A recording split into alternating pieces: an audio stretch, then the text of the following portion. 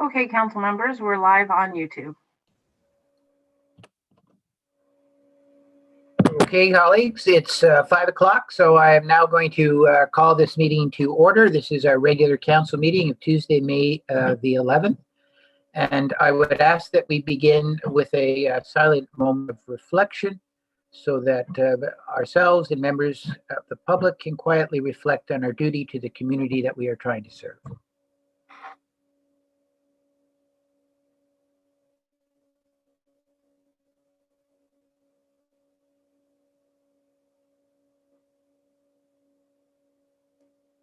Thank you, everyone. Members of the public, staff, presenters, and members of council, please be advised that meetings are broadcast and recorded and made available on the internet. So, colleagues, is there any declaration of pecuniary interest and the general nature therein? I see none. So if you would note that, Madam Clerk. We will then turn our attention to the minutes. We have two sets of minutes. We have the minutes from our regular meeting of April the 27th. And we have the minutes from the special meeting of May the 5th. Sherry moving and seconding is Anita. All those in favor? Carried. Is there any business arising? Not seeing any. Well, we'll then move to our deputations. And I just want to make sure, Madam Clerk, that I understand the changes that are taking place. So I understand that Dave Smith is juggling his duties at Queen's Park with trying to be with us, and we're very appreciative of that. And so he will probably be later than the scheduled time, and with colleagues' indulgence, when he's available, we'll interrupt what we're doing and we'll return to his delegation if everybody's okay with that. I see nods. And I understand that the third delegation is not proceeding. Is that right, Madam Clerk?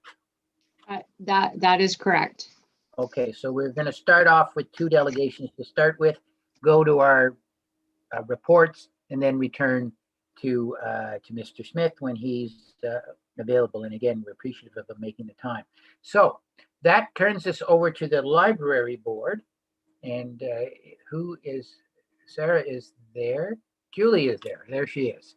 Okay, so I will turn it over to Julie and Sarah and take it away.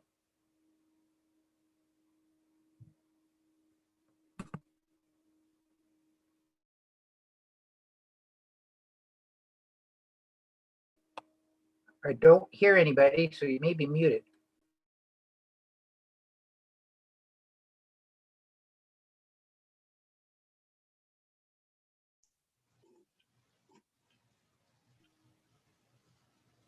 I can't hear anybody.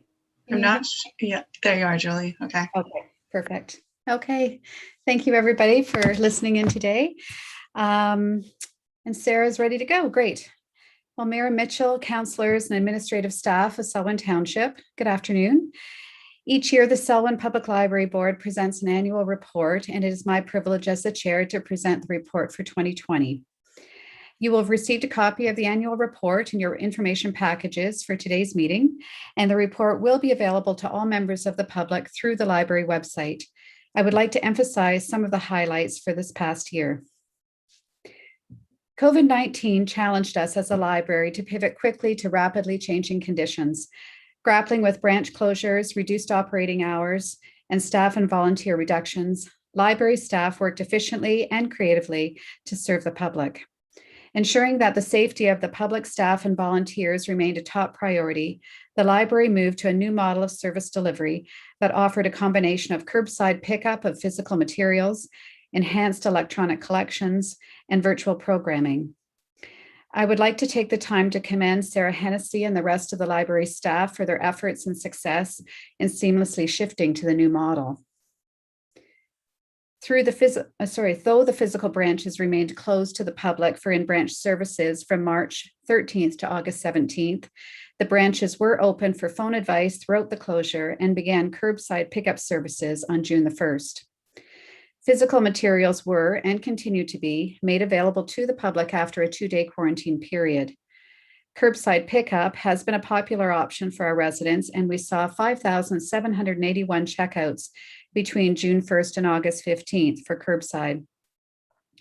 Although the library branches had reopened for in-person services, Branches have been operating with a reduction in open hours, and the recent stay-at-home order has meant that we are operating with curbside service again.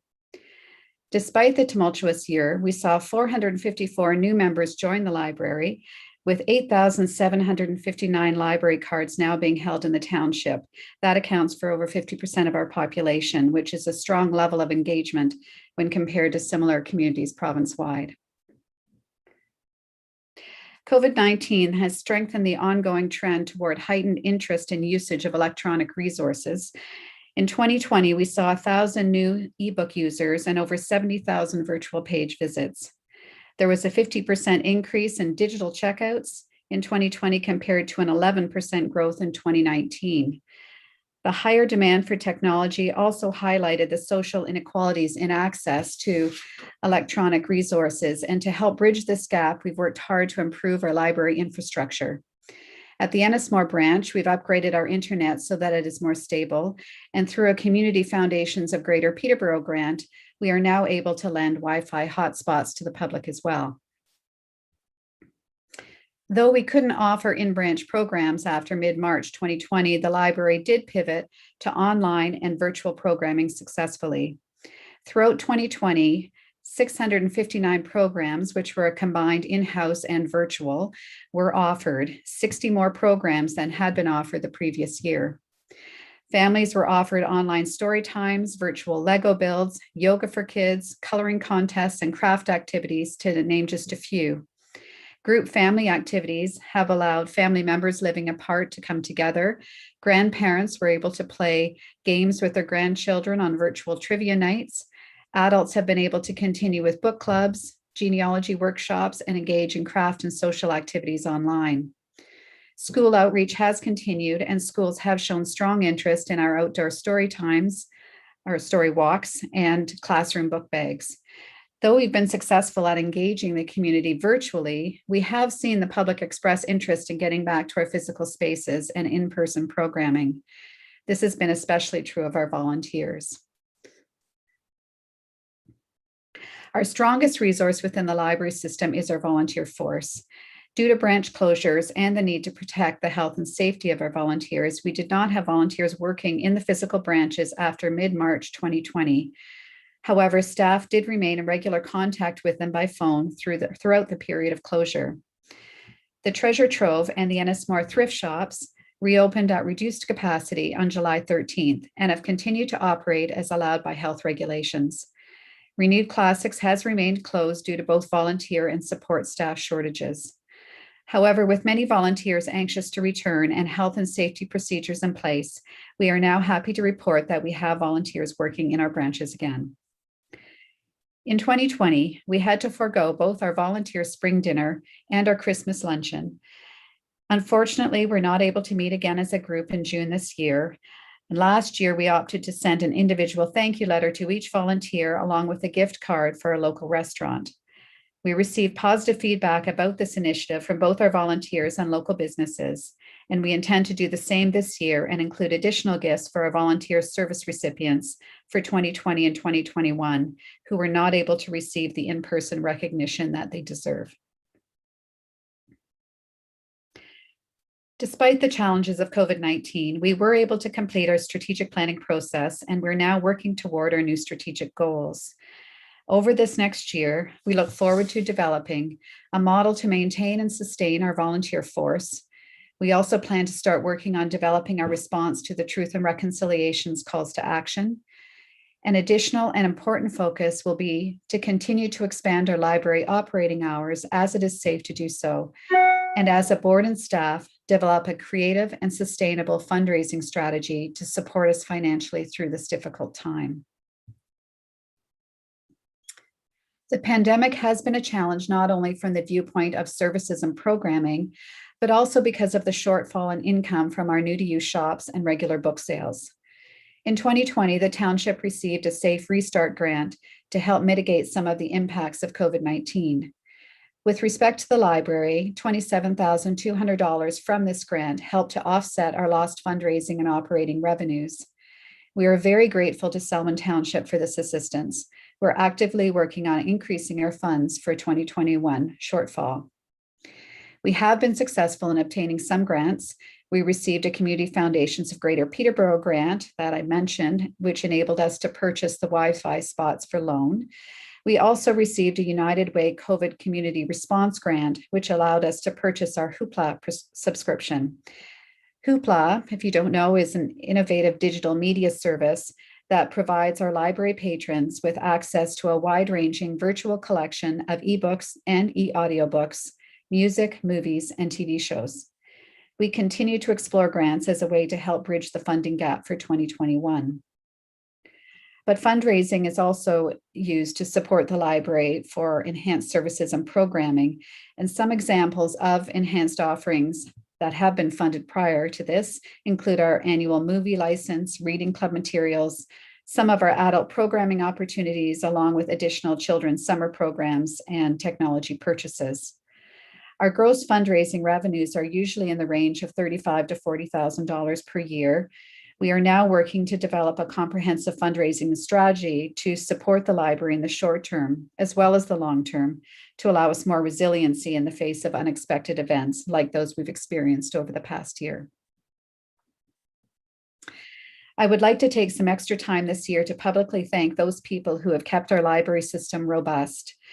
First and foremost, our CEO, Sarah Hennessy. She's shown strong leadership, navigating us through a very challenging year.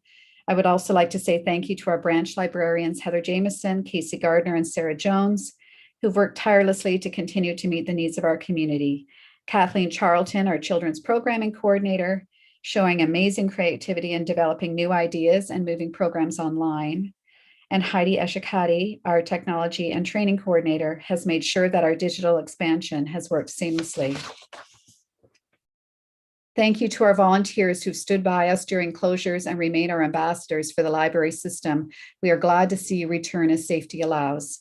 Thank you to our board for being responsive to the shifting nature of the past year. It's been tricky.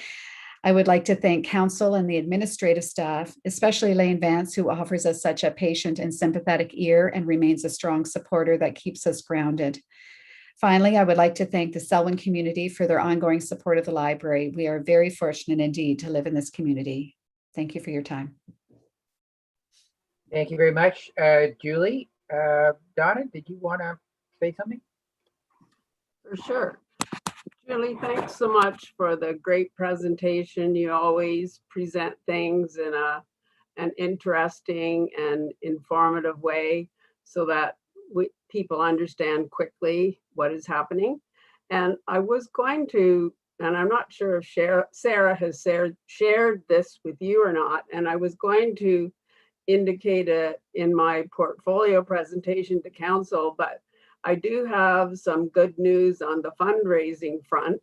I approached the Smith Ennismore Lions Club last week about a partnership for fundraising, and they came back and offered $3,000 to the library. So I don't know if you knew that or not, but I just heard that today, but I didn't know if I was allowed to say anything, but thank you for bringing it up. It's a really nice surprise. Yeah, it's absolutely amazing. Help us a great deal. Absolutely. That's great news. Thank you, Donna. Does anybody have any other comments and questions? Anita? I want to just thank Julie and the entire board. Just looking through the statistics and stuff, it's like, for instance, the almost 6,000 curbside pickups during a very short period of time, 2.5 months. I think all the stats are very impressive, and the creativity of the programming that you've been able to do, and the versatility. I think it really shows that the board and the librarians, the library staff, have really grabbed hold of the how to change their programming and stuff. So very good, and congratulations. Thank you very much. Thank you, Anita. Does anybody else? Don't see anybody. I'll just take a moment to also express my thanks. I have the privilege of sitting on the board as well, but to Julie and to you, to Sarah, to you and the staff, and to all of the board for all of the effort they put forward. Also to the many volunteers. This has been a very difficult year for our volunteers. Some of them have been able to assist when there's been times when we've been able to open, but for the most part, they haven't been. They've been a mainstay of our library service, going back a long, long way. And so as we approach what the new normal will look like, hopefully it will be upon us sooner rather than later, but that's yet to be seen. That we'll be in a position to welcome back all of those people who've been so supportive of us in the past. And so, Julie and Sarah, thank you very, very much for your presentation. We appreciate everything that you do for the community. It's a special part of Selwyn, the fact that we have 3 branches and all of those volunteers that are involved. And I should mention to my colleagues in council, the great relationship that exists between our council and the library board is not necessarily replicated everywhere. And so I think that's something for us to be very, very proud of. So thank you, folks, and we'll move on to our next items. Thank you. Thank you. Okay, the next is the Municipal Heritage Committee, and I am going to step out of the chair for this item and turn it over to the Deputy Mayor, as I will be engaging in part of this process. So I'm going to hand it over to Sherry. It's all yours. Right, thank you very much. And we have a presentation by the Municipal Heritage Committee. Is Stephen, are you presenting it as the president or as the chair?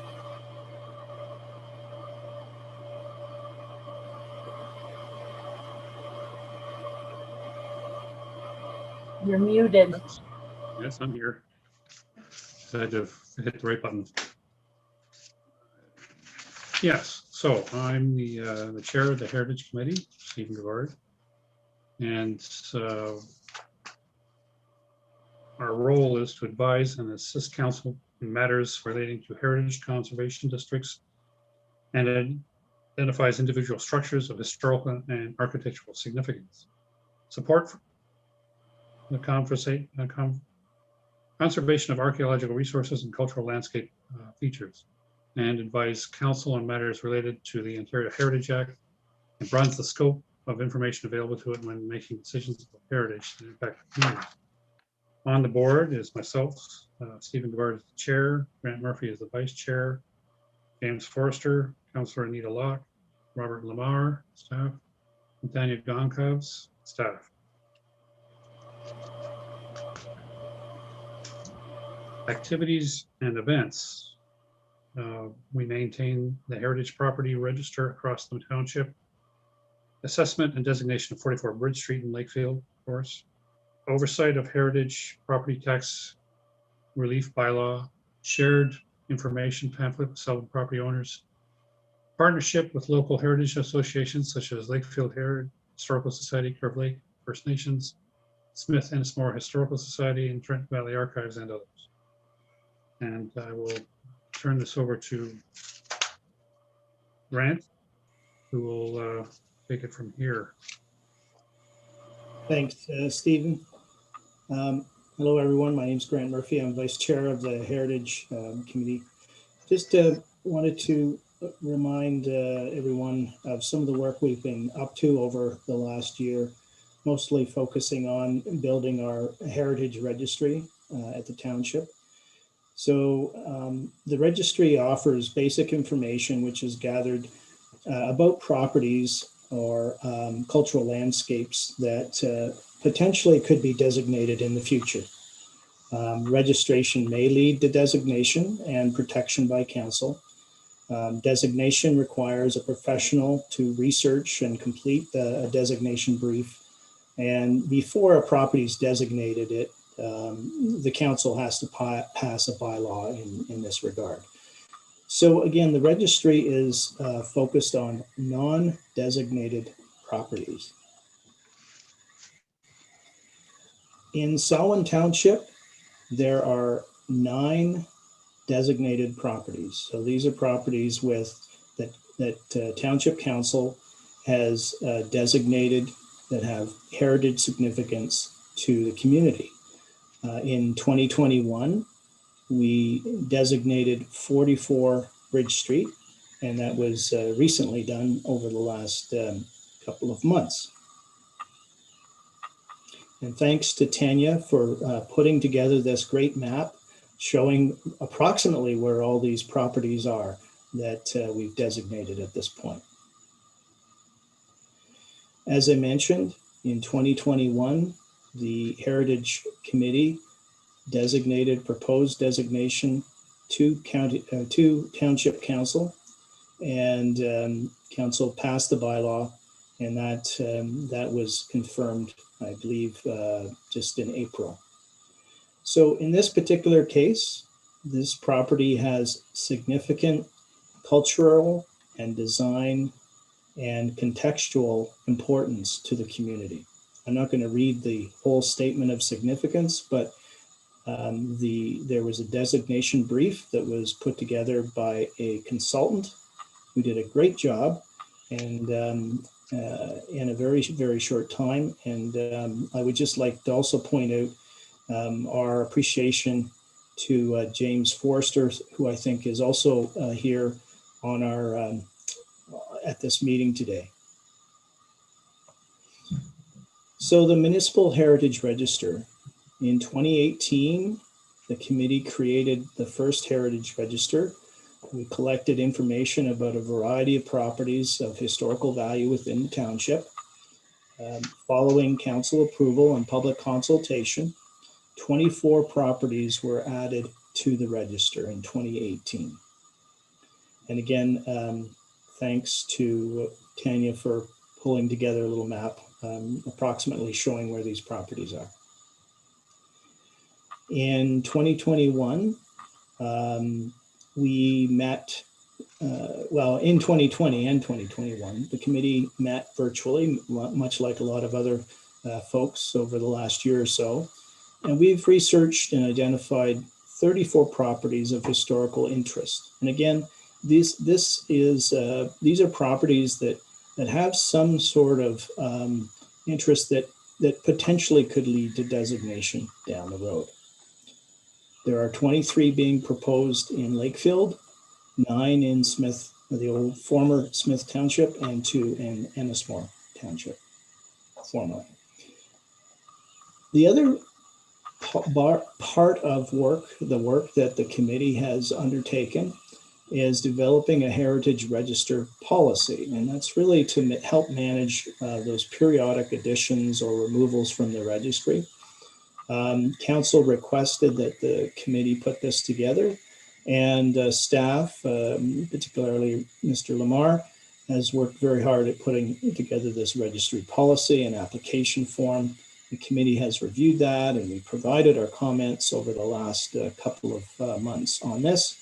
And it provides clear direction and expectations about adding, removing, and demolishing properties that are being removed from the list.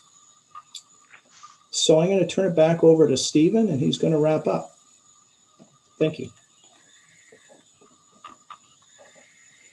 Yes, the next steps for the committee will be council's endorsement of the Municipal Heritage Registry policy and application, council's endorsement to proceed with adding 34 additional properties to the register in accordance with the proposed registry policy.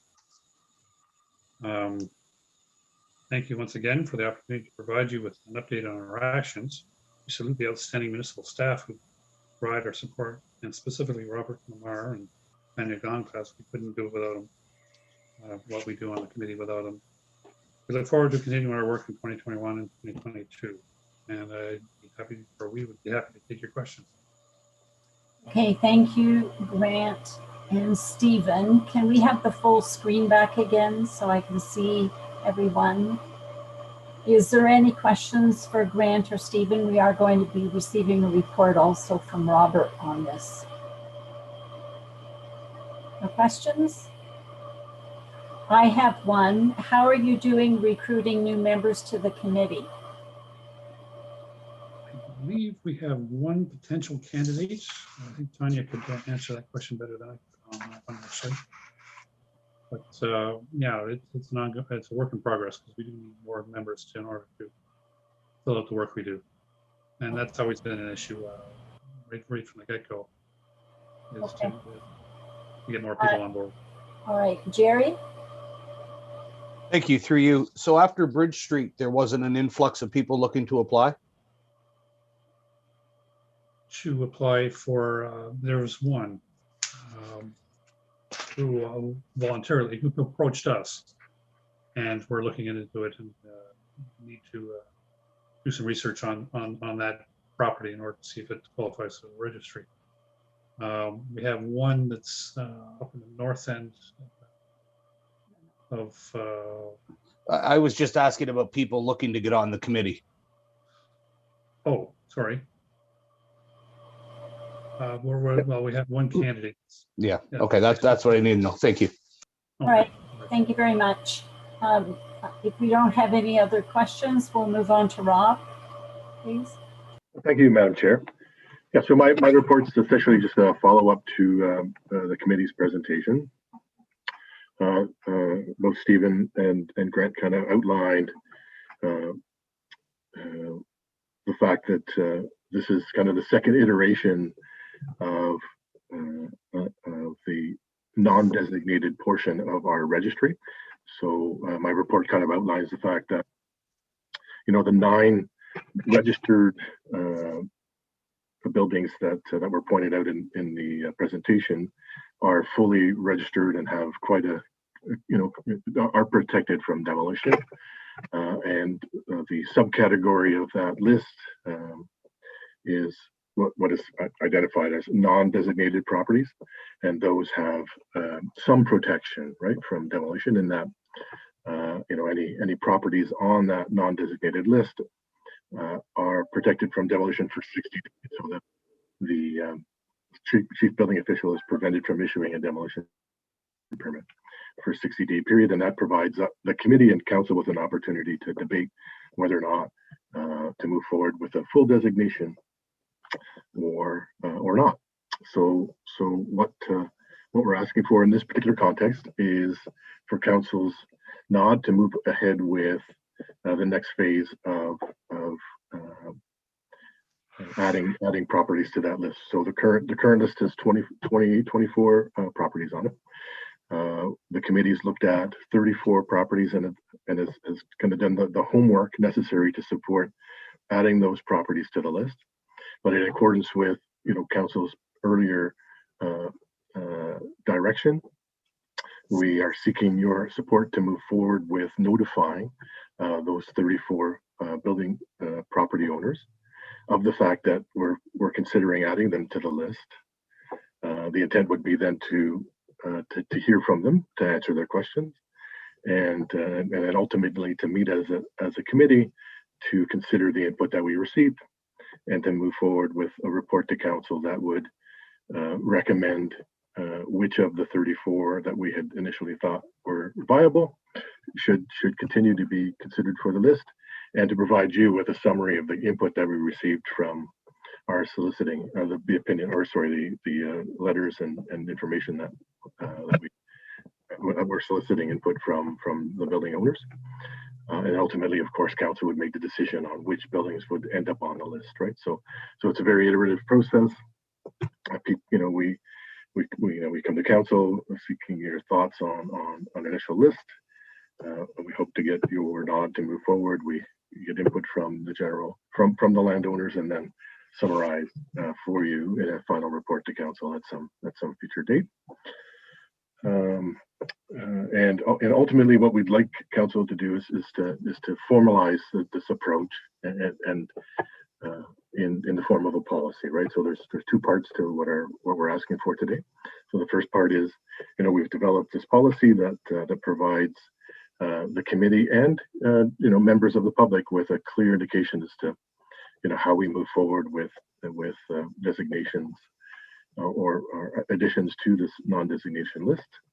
You know, it also speaks to, you know, if you're on the list and you'd like to be removed, here's the process that we would follow. And in addition, if you're on the list and you want to demolish the property, here's the process you would follow. So again, it's intended to provide, you know, clear direction for the committee and for property owners. So with that, I'd be happy to answer any questions that council might have. Okay, Andy Mitchell had his hand up. Thank you very much, Rob, and I appreciate your presentation and that of the committee. I just want to clarify a couple of things. So, just let me know if I get this wrong. So, in essence, you're asking us to do two things tonight. Just two things.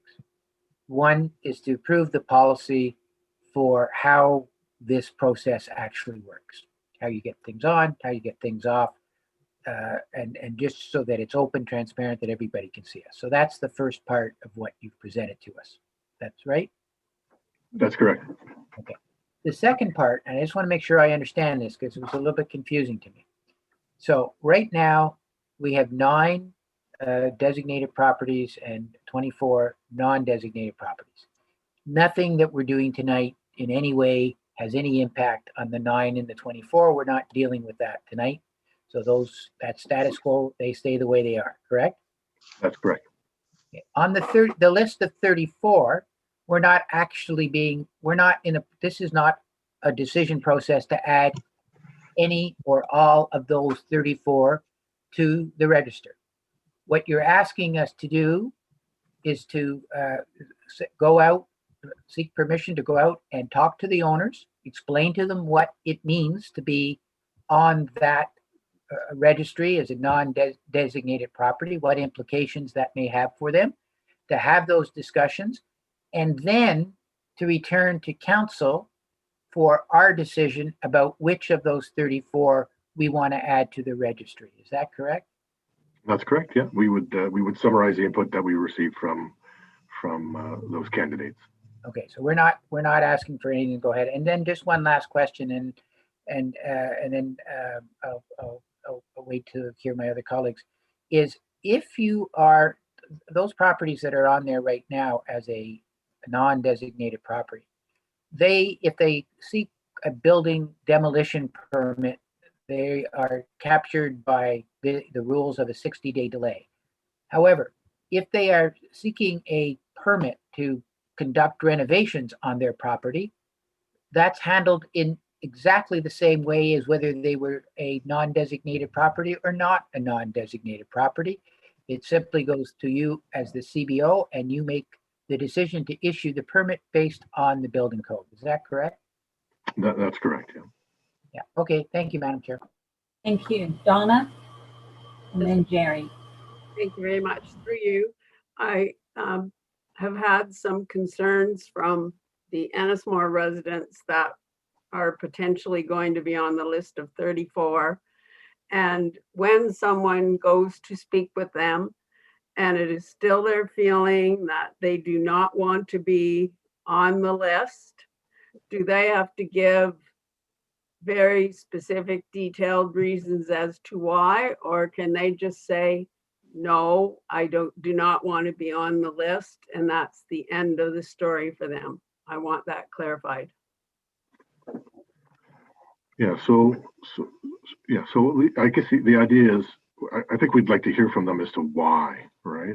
I mean, ultimately, what we're going to do as a committee is try to answer their questions in a way that's obviously honest and forthright, and to try to give them a sense that what we're trying to do is, our goal is obviously to preserve the built heritage in the community, and the way to do that is to kind of recognize that we have quite a number of buildings in the township that are meaningful to people for a variety of reasons, right? So we would try to obviously let them know that our goal in this context is just to say, look, this is a placeholder. We've done cultural mapping, and we've gotten input from the public, and we've looked through our heritage books or history books, and we've noted that what you own is a building that's meaningful to the community. So we'd like to find a way to preserve it, or at least to recognize in part that it's something that's worthy of recognition. So if the power of our debate doesn't convince them that they should stay on the list, then they should tell us why, right? So maybe there's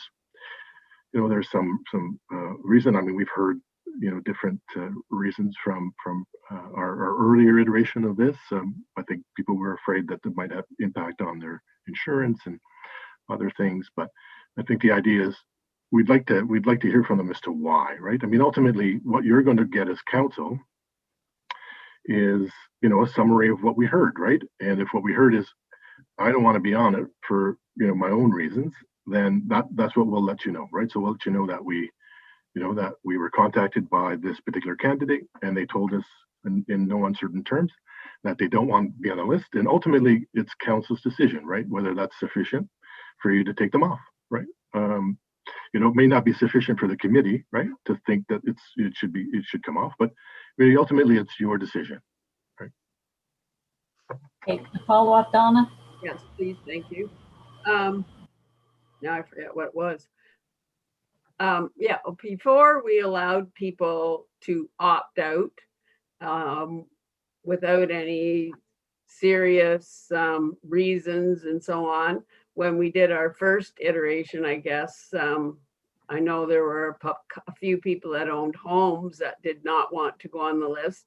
So will this way forward be similar to that? Like, you've given me some sort of assurance, Rob, but I'd still like to be told that if someone does not want to be on the registry, that we won't force them. Yeah, again, through you, Madam Chair, really ultimately, they're going to have to convince 3 of the 5 of you, right, that they shouldn't be on the list, right?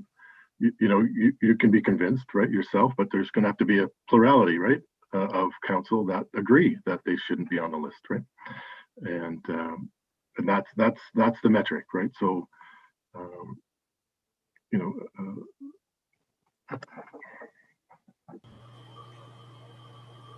All right, Jerry? Thank you. Through you to Rob. So Rob, just to follow up on your comments to Andy's questions, it prevents the demolition, but the rest of the building goes through normal building channels. So, for example, if we had a stone front home, I could get a permit to strap that inside it, meaning I would have to tapcon the stones, potentially ruining them, and put my strap it and then put my siding on. That would be allowed because it's under the same building code rules. Yeah, so I guess I could have clarified.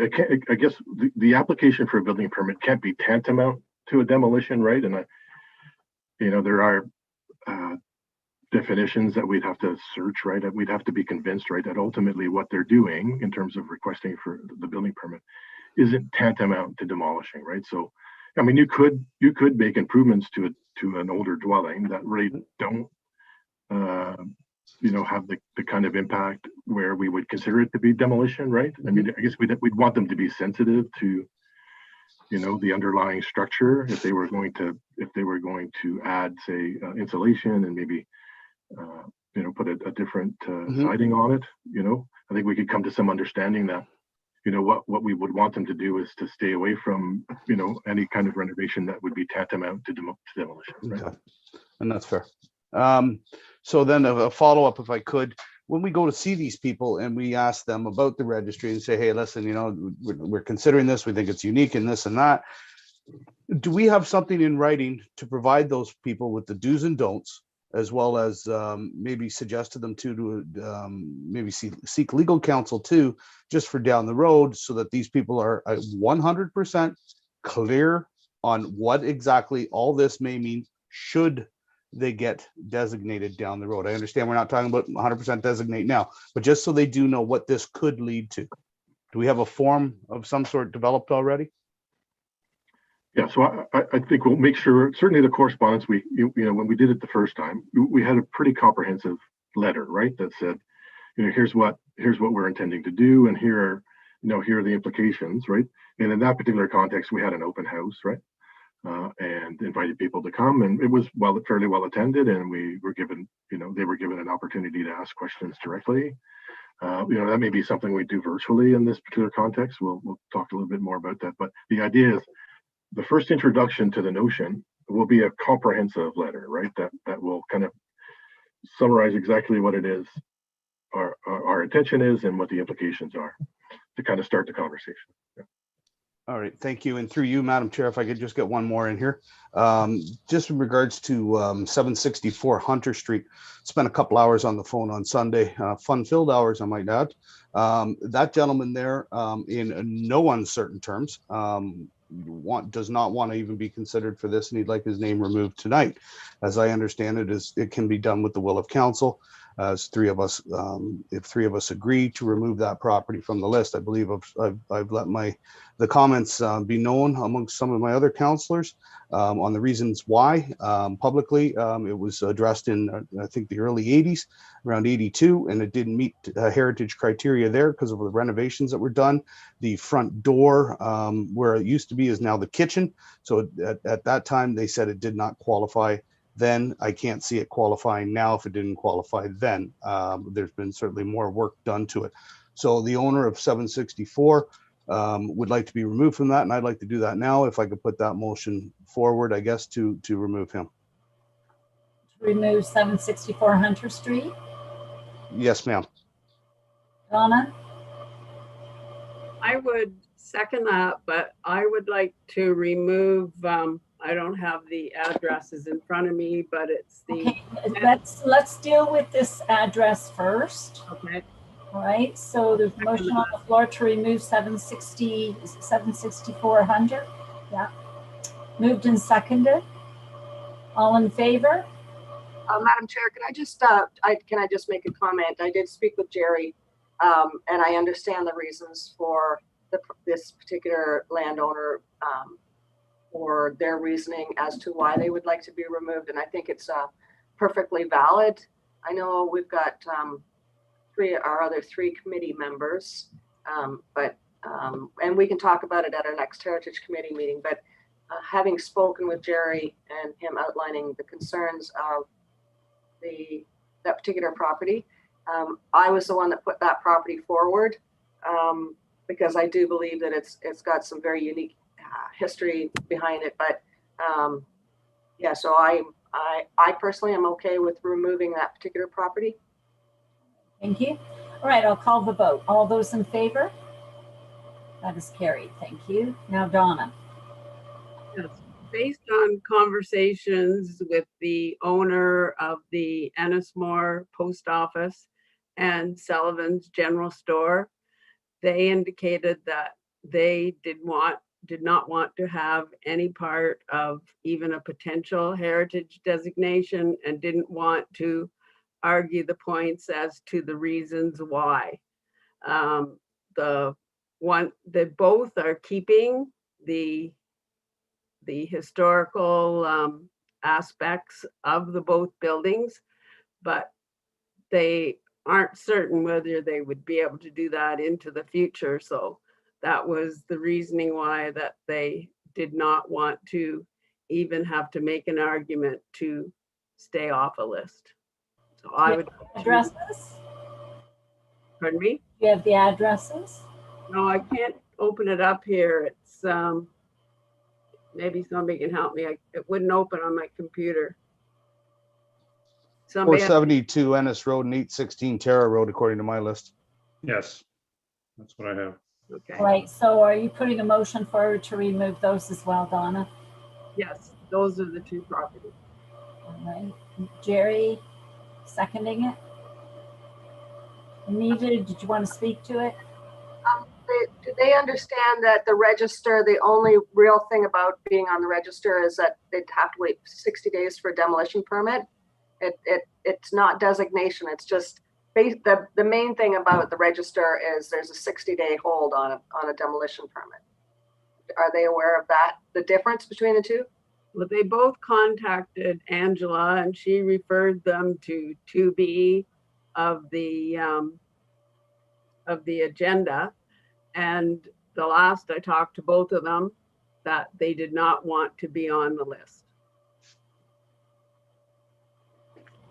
All right, is there any other discussion? I'll call the vote. All in favor? That's carried. Thank you. I have a question, Rob. How is staff planning on notifying the property owners who are on the list?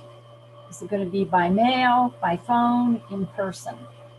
Well, we're gonna do a mail out, which is what we did the last time. And the last time, of course, we did identify the fact that we were having a public open house. So, you know, the letter included obviously a description of the process and the intent of the designation, and was fairly comprehensive in giving them an understanding. And then we had the open house. So I think in this context, we've kind of debated what to do in lieu of an open house where, you know, people can come and go, as we may invite them to something virtual, right, where we can kind of speak to the matter with all of them, or all those that want to join. That's kind of still what we're debating, but at the very least, they're going to get a letter that says exactly what it is we're attempting to do. It'll have a contact name. It'll be my name, and I'll answer any questions they might have. But in addition to that, we may have a bit of an open house, virtual open house. The reason I ask is I'm questioning whether 981 Ward Street should be 982 Ward Street. And if that's the case, they wouldn't receive the letter. Yeah, I think Tanya did mention that there may have been a bit of an address hiccup there. And she's double checked that, and you may be right. And obviously, we'll make sure that the letter goes to the right dwelling. Okay, that's my only concern. If we're doing it by mail and we don't have the right address, we may not hear from someone because they didn't get the notification, and we may make the assumption that they're okay with it because there's no communication. So anyway, Jerry? Easy solution to that is please contact either way on the letter. Yep. Forget it. Sorry, thinking of something else. Yeah, good. Disregard. All right. Andy, you wanted to add something? I think Anita was going to do something, and then I was going to second it. Or as Anita, I don't care. I can motion or. Pardon? Oh, no. It's just me fiddling. All right, Anita, did you want to? Yeah, so there's two different parts in this. I think it's really important that policy is passed, because it makes things a lot clearer in terms of what exactly the Municipal Heritage Register is all about. Makes it very clear. And then also, I think there is a motion. I'm just trying to find it here. That basically, as Rob was speaking to it, that rather than passing the list tonight, that staff be directed to contact the people that are the business or property owners to see if they would be interested in, or if they're willing to be on the list. I just don't know where the motion is. I'm trying to find the motion. I'm on two different computers, so. Okay, maybe Madam Chair. It's on screen. That was the original motion that there. So I think if just to simplify this, why don't I just I'll make a motion, and if Anita's comfortable with it, she could second it for me. Okay. So I'd move the first motion, starting with that, the presentation in the Municipal Heritage Committee and report of the manager of building and planning, so on and so forth. That's written there. For consideration ends it. That's the first paragraph. I want that to stand. But then I would change. Then I would strike the remainder and replace it with that council received the 2021 draft proposed list of properties being put forward by the Heritage Committee to be considered for addition to the property registry as non-designated properties, and that staff proceed with contacting the property owners of the proposed 34 township properties, which would now be 31 township properties, to explain the impacts of their properties being included on the register and determine the owner's willingness to be included on the register, and that staff return with a report to council outlining the results of its consultations and provide a recommendation of which of the 31 proposed properties should be included as non-designated properties on the registry. So essentially what Robert is committed to do, but making it crystal clear what it is. I'd move that, and I ask and see, and I think Anita is willing to second it, but that's up there. Discussion on the motion. Seeing none, I believe that the policy will also, I think it should change as well, Mr. Mover, because the policy is reading the same way that the original recommendation did. So the addition of the extra step should be in the policy in number 3. I don't know if you want to include that in your recommendation, but they should go hand in glove. You're muted. Let me add to the end, and that any associated changes in the bylaw or in the policy be made. Okay. Yes, thank you. All right. Are you okay with that, seconder? All right. Any discussion? All those in favor? That's carried. Thank you. And I just have one other comment to make to staff. The Google Maps that was showing all these addresses was showing them being in Harcourt. Has there been any recent contact with Google Maps to try and change this? We're Selwyn, not Harcourt. Madam Chair, this is Tanya. I did notice that as we were doing it, and I did send an email to Google in hopes that that could be amended, and that has been sent to them in the past. But unfortunately, it was never changed. But I did send an email about 2 weeks ago in regards to that. Okay, appreciate that. Thank you very much. You're welcome. And I will now hand it back to the Mayor. Thank you very much, Deputy Mayor. I don't believe Mr. Smith is available yet. Am I correct? That is correct. Sorry, I didn't ask for the reports to be received. I'll move that. Moved by Mr. Mitchell, seconded by Anita Locke. All in favor? That's carried. Thank you. I will now hand it back to you again. Okay, so Tanya, you said he was not yet, right? That is correct. Okay, so we'll move on with the agenda and then return. Just let me know when he gets into the waiting room. We'll go to the question period. Madam Clerk, were there questions? Yes, we have 3 questions. Go ahead. Sorry, it looked like Jerry had his hand up. Oh, sorry, Jerry? Yes, sorry, you breezed right by the 535 deputation that was removed from the deputation portion, but because it's on the agenda, are we allowed to speak to that tonight? I would think so, but I'll be guided by the clerk. You could certainly receive it for information. Right. Yep. Yeah, sorry, those items were included with the agenda package on Friday, and then we got notice of that the requests have been withdrawn over the weekend, so they were already on the agenda. All right, and then they'll be coming back at a future time to address. I think the intention of the individual is to make a presentation to council in the future. So I would suspect that he will speak to these items at that time. Thank you. But you could at least receive them officially for the public record. I'll receive them. Okay, seconder, Donna, all those in favor? Okay, that's carried. Okay, so we will return to that item at some future date. Okay, questions? Okay, go ahead. Certainly. Okay, first question is from Mary Smith.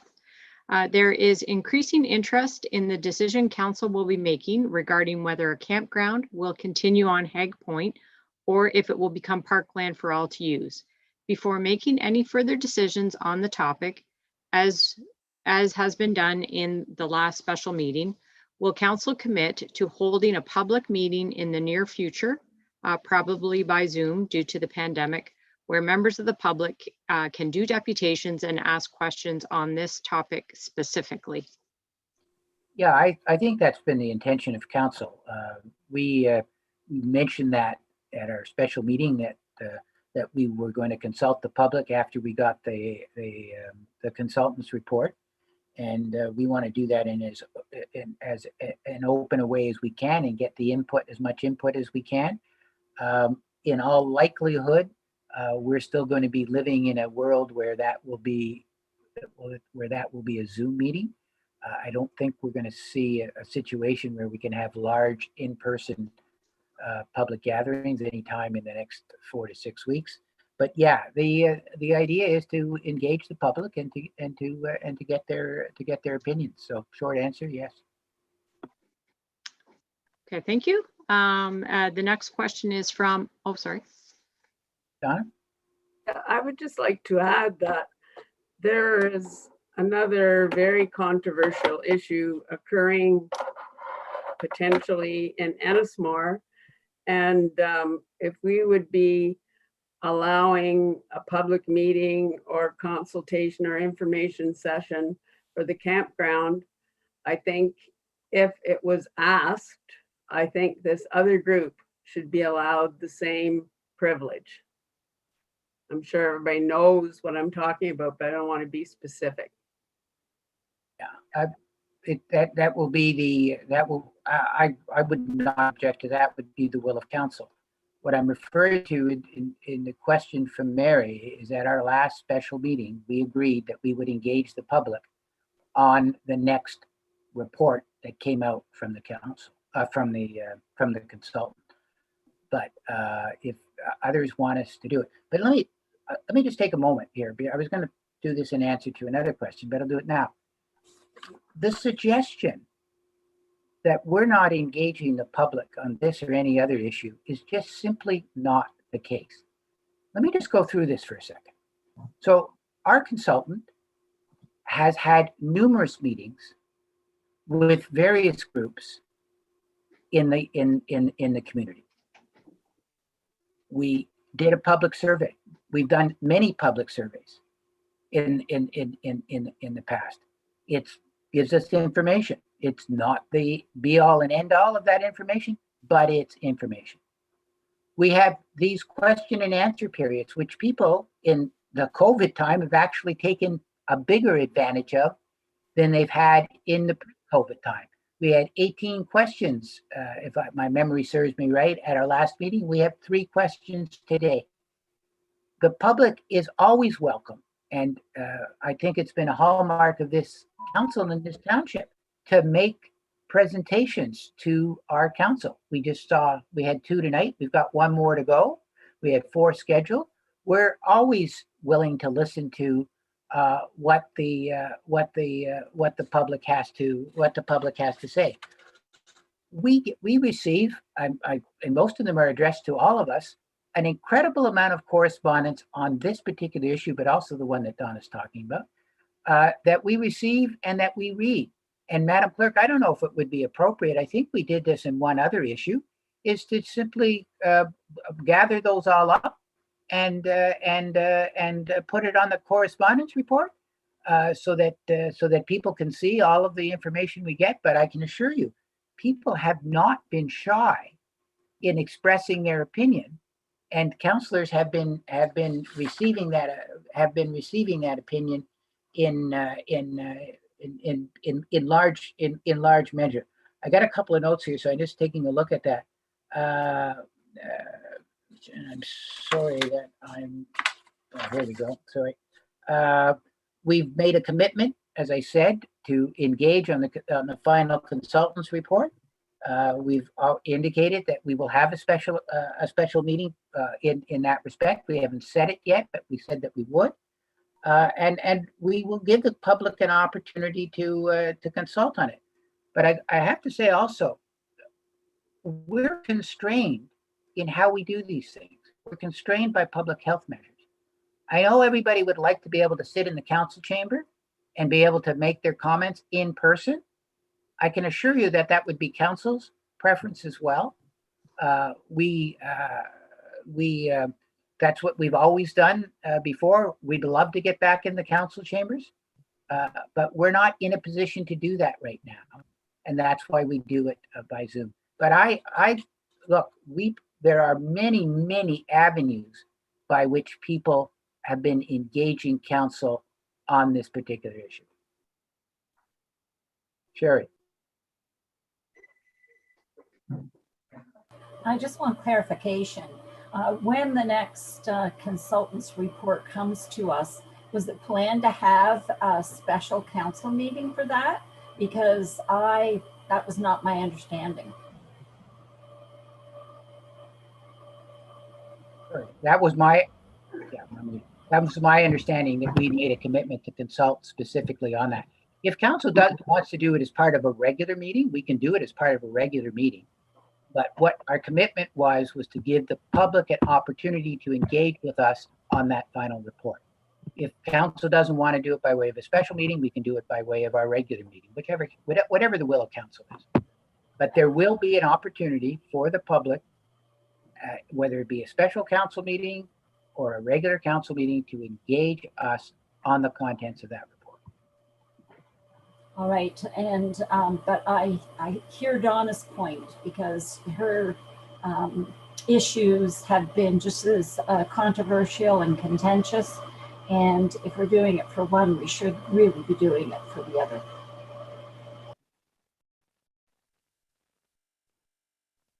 Jerry. Thank you, through you, to you, I guess. Both sides have had an opportunity. I mean, the Friends of the Lakefield Park pulled out today, probably to wait for the end report, I guess. So there is, I mean, these two factions are grouped together nicely. So I don't think, part of the problem is you get about 70 questions of all the same, you know. So I like the fact that, or the idea that maybe two of them come, one or two representatives from each side to make their point known to us, rather than sit through 18 questions that are the same thing. And I get that the public engagement and all that, I really do. But I think we've had the survey, as you've said, we've had the surveys, we've had the consulting, they've been firing off the emails to us, everybody has. So I don't think we haven't done it justice as of now. And I think this would lead, again, to Donna's issue over there, and any issue coming forward, you might not get anything done due to public meetings. It just goes on and on and on. Well, whichever form that we use, my own view is I'm prepared to listen to folks as much as they want to provide their opinion. I don't disagree, Jerry, that sometimes you hear the same idea over and over again from the same, but you know what? Some people feel, and I have to understand that they want to make it themselves. The person in front of them may have made it, 5 other people may have made the same point, but it's important for them to make it. And I realize that's time consuming. I get that. I'm prepared to listen to that. But again, as the exact format as to how that would happen and the rules around it, that's the will of council. No, I don't get to make that decision arbitrarily.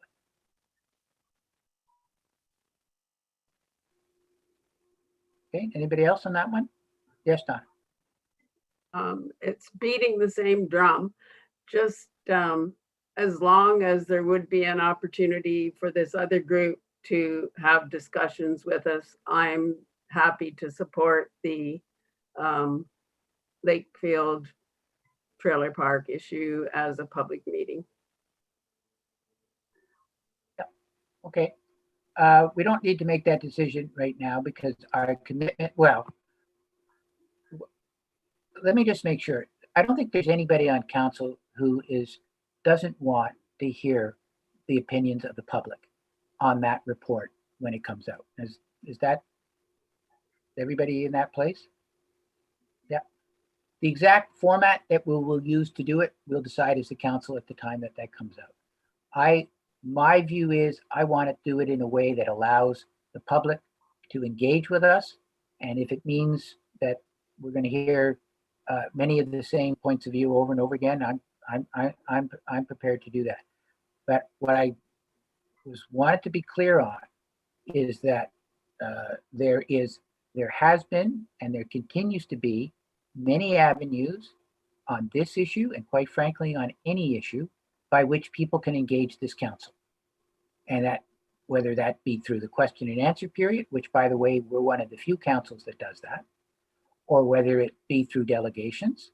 We have interactive delegations, or whether it be through emails, or whether it be through the work that our consultant is doing. We've done a number of surveys as a council to get opinions, and I accept the fact that surveys have limitations. That's why we use multiple vehicles in which to gain people's opinion. So I'm sorry for going on like this, but the comment that we don't engage the public, I just don't believe is a fair comment. It just is not a fair comment. And I say this in part because I know my colleagues on council and staff, in facing the restrictions of COVID, have tried their very best to take a difficult situation and provide input. Just a Q&A period, right? We know that people can't be in the council to answer the question, so we open it up for people to register, and then we try to answer the questions. That's just one example. But we keep trying to move through this, even with the COVID restrictions. Anyway, I probably talked too long. My apologies. Okay, second question. Thank you, Mr. Chair. So there's a bit of a preamble to this question, so I'm just going to try to pre-see it. It's from John Britton. He's noting some previous comments that were made about the docks at the campground and some concerns about the styrofoam, and perhaps that pieces of it were coming off of the floats and ending up in the marsh. So his question is, has there been an inspection done? Also, what is the plan to contain the styrofoam if the docks pass the inspection and are put in the water, because the styrofoam will continue to break away if they are used? Also, what is the township's plan if the docks fail the inspection and cannot be used? I would like to note that floating docks manufactured today cannot use floating material like styrofoam that break away from the docks over time. Okay, well, thank you for the question. That's a technical part of that. And I know, Mike, you've been down there quite often. Can you maybe provide an answer? Absolutely. Sorry, Mr. Mayor, through you. I did get by there a week ago Thursday, did a complete inspection of the shoreline, the boat launch area, docking area, and walked the entire marsh. I couldn't find more than 3 small pieces that wouldn't even be the size of a loonie throughout that whole area. Certainly nothing even bigger than that. I did look at the docks, and the way that they're made with the wood to contain the styrofoam pieces is certainly in keeping with what has been done in many other situations. In meeting with the campground operator, I made sure that they are aware of the concerns, and they won't be putting the docks in until after the lockdown is completed and the stay-at-home order is done. So I will follow up with them continuously and make sure that when they are installing, they've been told they have to put down a tarp to capture any other little piece, because there certainly aren't. It's not like there's small pieces. There's pieces that have been cut down to fit in the openings between the structural pieces of it. So I will go down there, have a look when it's time for me to go in, and if a dock can't be used, it'll be taken from inventory, and they'll have to replace it. We understand that styrofoam cannot be used for new docks, but these ones certainly were made to code and are surrounded by wood. They're not just open pieces of styrofoam. Thank you. And we're going to do the last question, and then we're going to go over to Dave.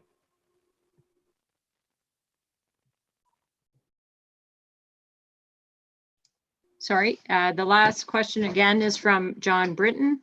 And again, it does contain some preamble. He's noting again the online survey, feeling again that it's flawed and biased. However, it is a form of public engagement. So he wants some more information about the details on the survey. Particularly what he's interested in knowing is how the survey respondents from each ward, Smith, Ennismore, and Lakefield, answered questions 11 and 12. And beyond that, how did all Selwyn residents respondents answer those questions? I would think that this information would be of critical importance to all council members, as these are the people that were elected to represent. Thus, my question is, will council allow for this information to be released to the general public? How will they do this? And when can we be expected to be informed? So my understanding is that the consultant is going to be tabulating the results. They will form part of their final report. And correct me if I'm wrong, Madam Clerk, but that final report will be public. And so people will have an opportunity to review that information.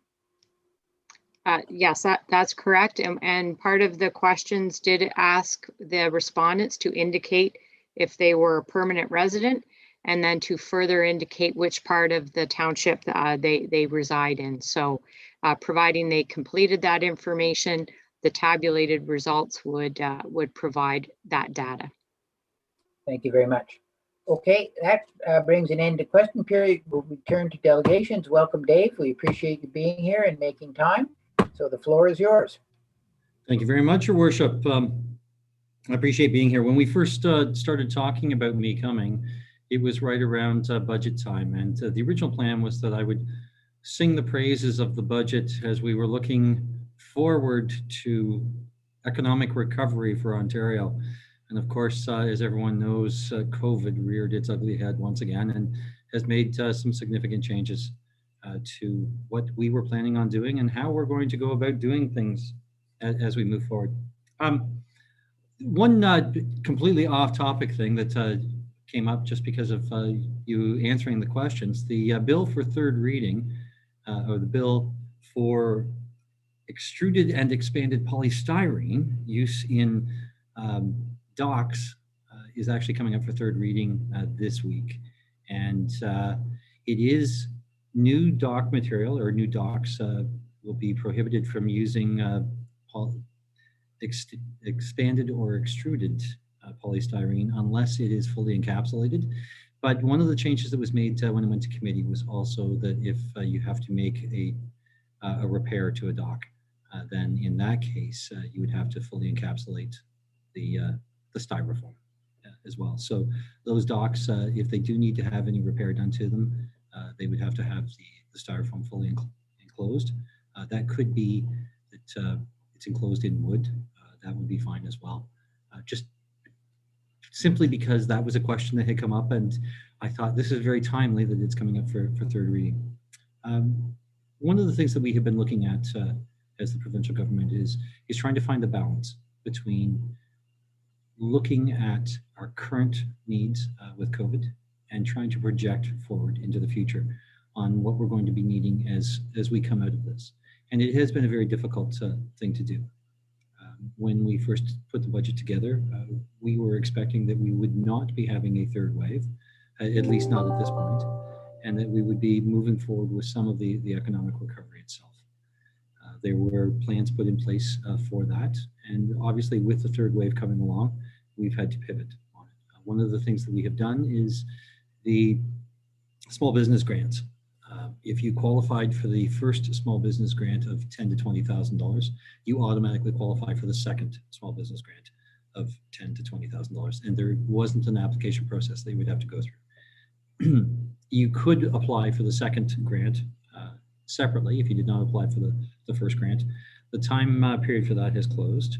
We are still working through some of the applications. There were mistakes that were made on application forms.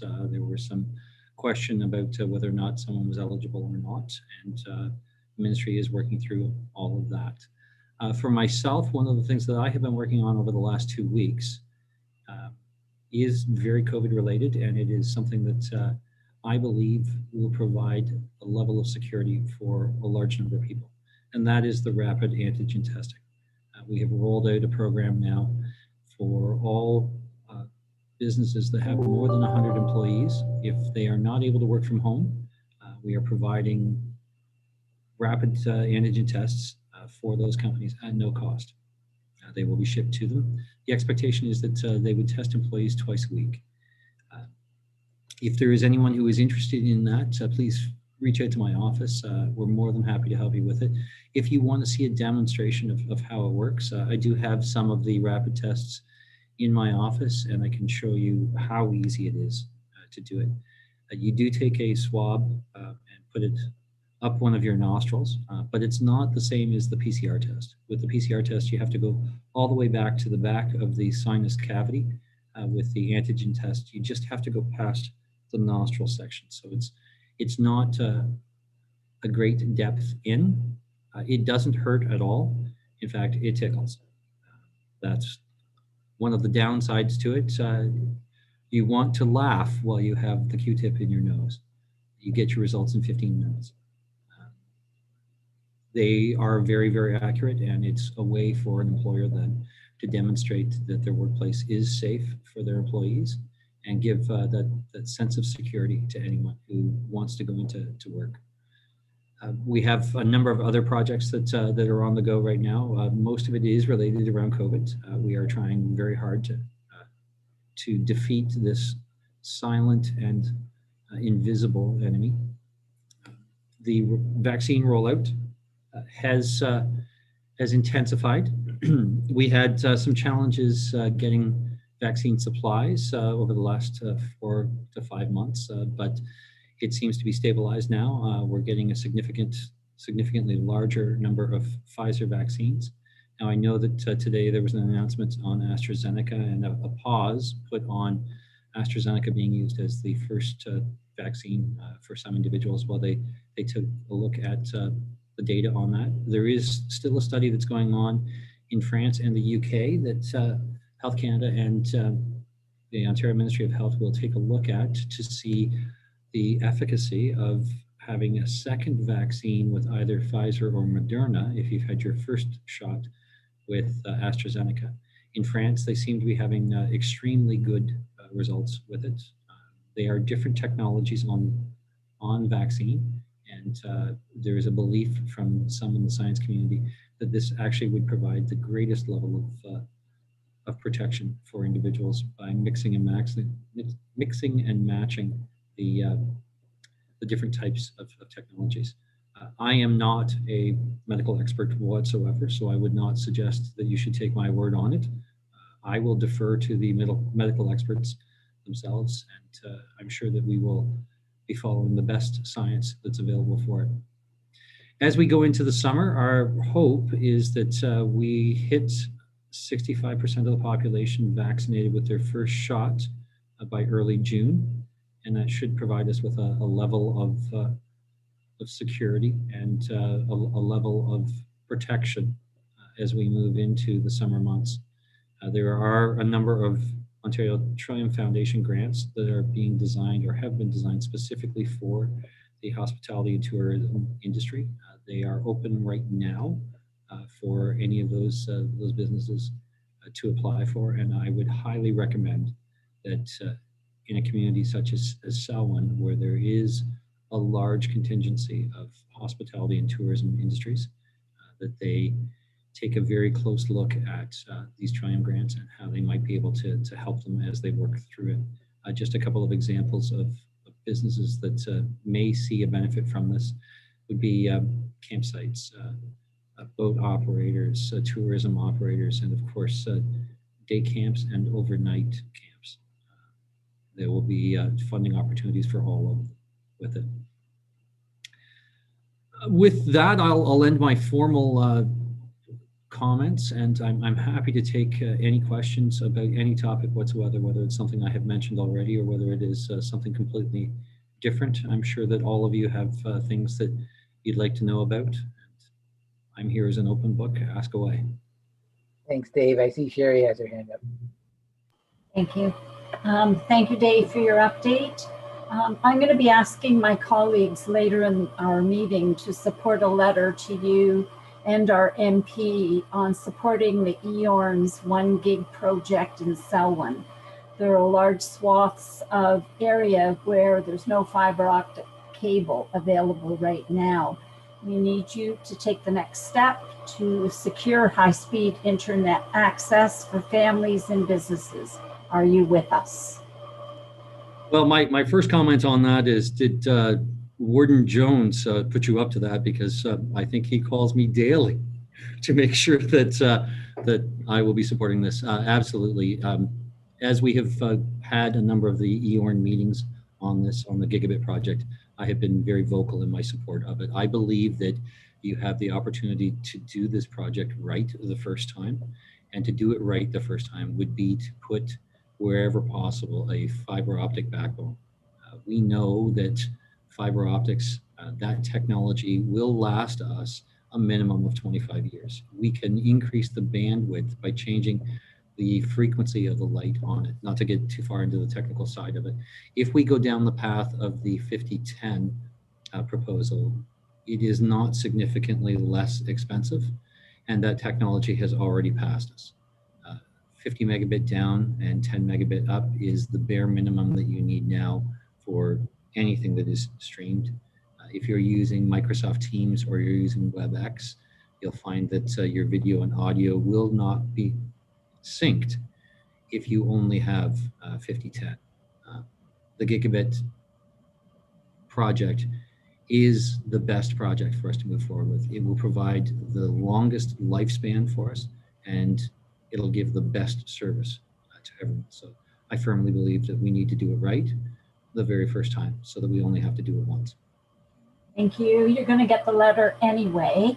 And I just would like an answer as to where we stand with getting help for opioid overdoses. We have more deaths of those in our area than we do COVID. We do. The opioid crisis is something that is a significant challenge for our entire community, not just for the city of Peterborough, but for the entire community. There are a number of things that are in the works right now. I'm not in a position where I can make the announcement on them at the moment. However, there will be announcements, plural, in the coming months, likely before the end of summer, on a number of different initiatives that will significantly help us with the opioid crisis, not just in the city of Peterborough, but in Peterborough County, in Northumberland County, in Halliburton, Kawartha Lakes as well. There is one major project that we received the go-ahead on Monday. I have spoken to the organization that will be responsible for it. They're very excited, and we're now at the stage where they are being given the memorandum of understanding and the transfer payment agreement. And I'm looking forward to making a very major announcement on that moving forward. Thank you, Dave. That was a big thumbs up from Sherry, Anita, and then Donna, and then Jerry. And thank you, Dave, for your presentation. So with regards to this 15-minute test, I know that there have been some other rapid tests a couple of months ago that they actually stopped using. It had some kind of a little scanner thing or whatever. So my question is, how reliable, I'm sure that there's been lots of testing on this, but how reliable is it, and where is it manufactured or produced? These are the Abbott PanBio tests that we'll be providing. In terms of where they're manufactured, I can get back to you before the end of the meeting. It's sitting on my table, which is just outside of my reach. I'd have to stand up, and you would not see me on camera in order to grab it. When we're done with this, I will turn my camera off and grab it so I can give you that information. In terms of the reliability, we have 1.7 million of those tests that have been used. We have approximately 1,300 that have come back as a rapid test positive, with about 1,100 of them turning out to be positive when they did the PCR test. So they are extremely accurate. They're very good. The biggest challenge that someone has with them in terms of the accuracy is making sure that they are just not swabbing the inside of their nostril. They have to come back about here, just inside of, well, into the sinus cavity. And that's because when you're breathing, if you have the COVID virus, you have less COVID virus. You have less in this passage of your nose than you actually do in the sinus. We are not seeing very many, and it is a statistically insignificant number of false negatives. And we're seeing about 0.5% of false positives with it, of those that come back positive. So they are very, very accurate. They're much better than what was being used when COVID was first discovered. These tests we received within the last month. And just a follow-up comment, more or less, with regards to the ones that go right up into the brain. I work at a retirement home, and so we were being tested twice a week during a almost 6-week period. And it would be great if this other one that you're talking about is like a 15-minute test and not nearly as invasive. And if they are reliable, I think it's something that is worth looking into. We recorded a video of me showing how you could do it. In the last 7 days, I probably had close to 30 tests with it so that we could get the videos right. It's not invasive at all. It's not difficult to do. The hardest part is that once you insert it into your nostril, you have to push it against the side, spin it 3 times, and wait for 3 seconds. The spinning, at least for me, the spinning made me laugh. It tickled, and that is the hardest part of it. When you put it in the test kit, the testing device itself very much resembles a early pregnancy test. Same look and feel to it, other than you're not urinating on it. You're taking the cotton swab and dropping it on it. It's accurate. It's fast. They guarantee the results within 15 minutes. What we were seeing was less than 5 minutes having the results from it. So I'm very impressed with it. Donna, you had a question? Yes, through you. Thanks so much, Dave, for coming tonight. We always appreciate your updates and seeing you. I have a slightly different question from the vein that's been going before me. The last time I spoke to you, you indicated that you were going to do another food drive. And I was just wondering if you've had time to think about that yet. Actually, yes, we have. We have moved the food drive. Originally, we were going to do the food drive at the beginning of May, but obviously with the stay-at-home order, we had to make some adjustments to it. It's been moved now into June. We have 5 dates that have been chosen. Off the top of my head, I don't recall what the dates are with each of the locations. We are doing one in Bridgenorth at John's Value Mart. We're not able to do one at the Food Town or Food City in Lakefield this time, just because of some challenges that they have. So we'll be doing one instead at the Giant Tiger on the Lakefield Highway.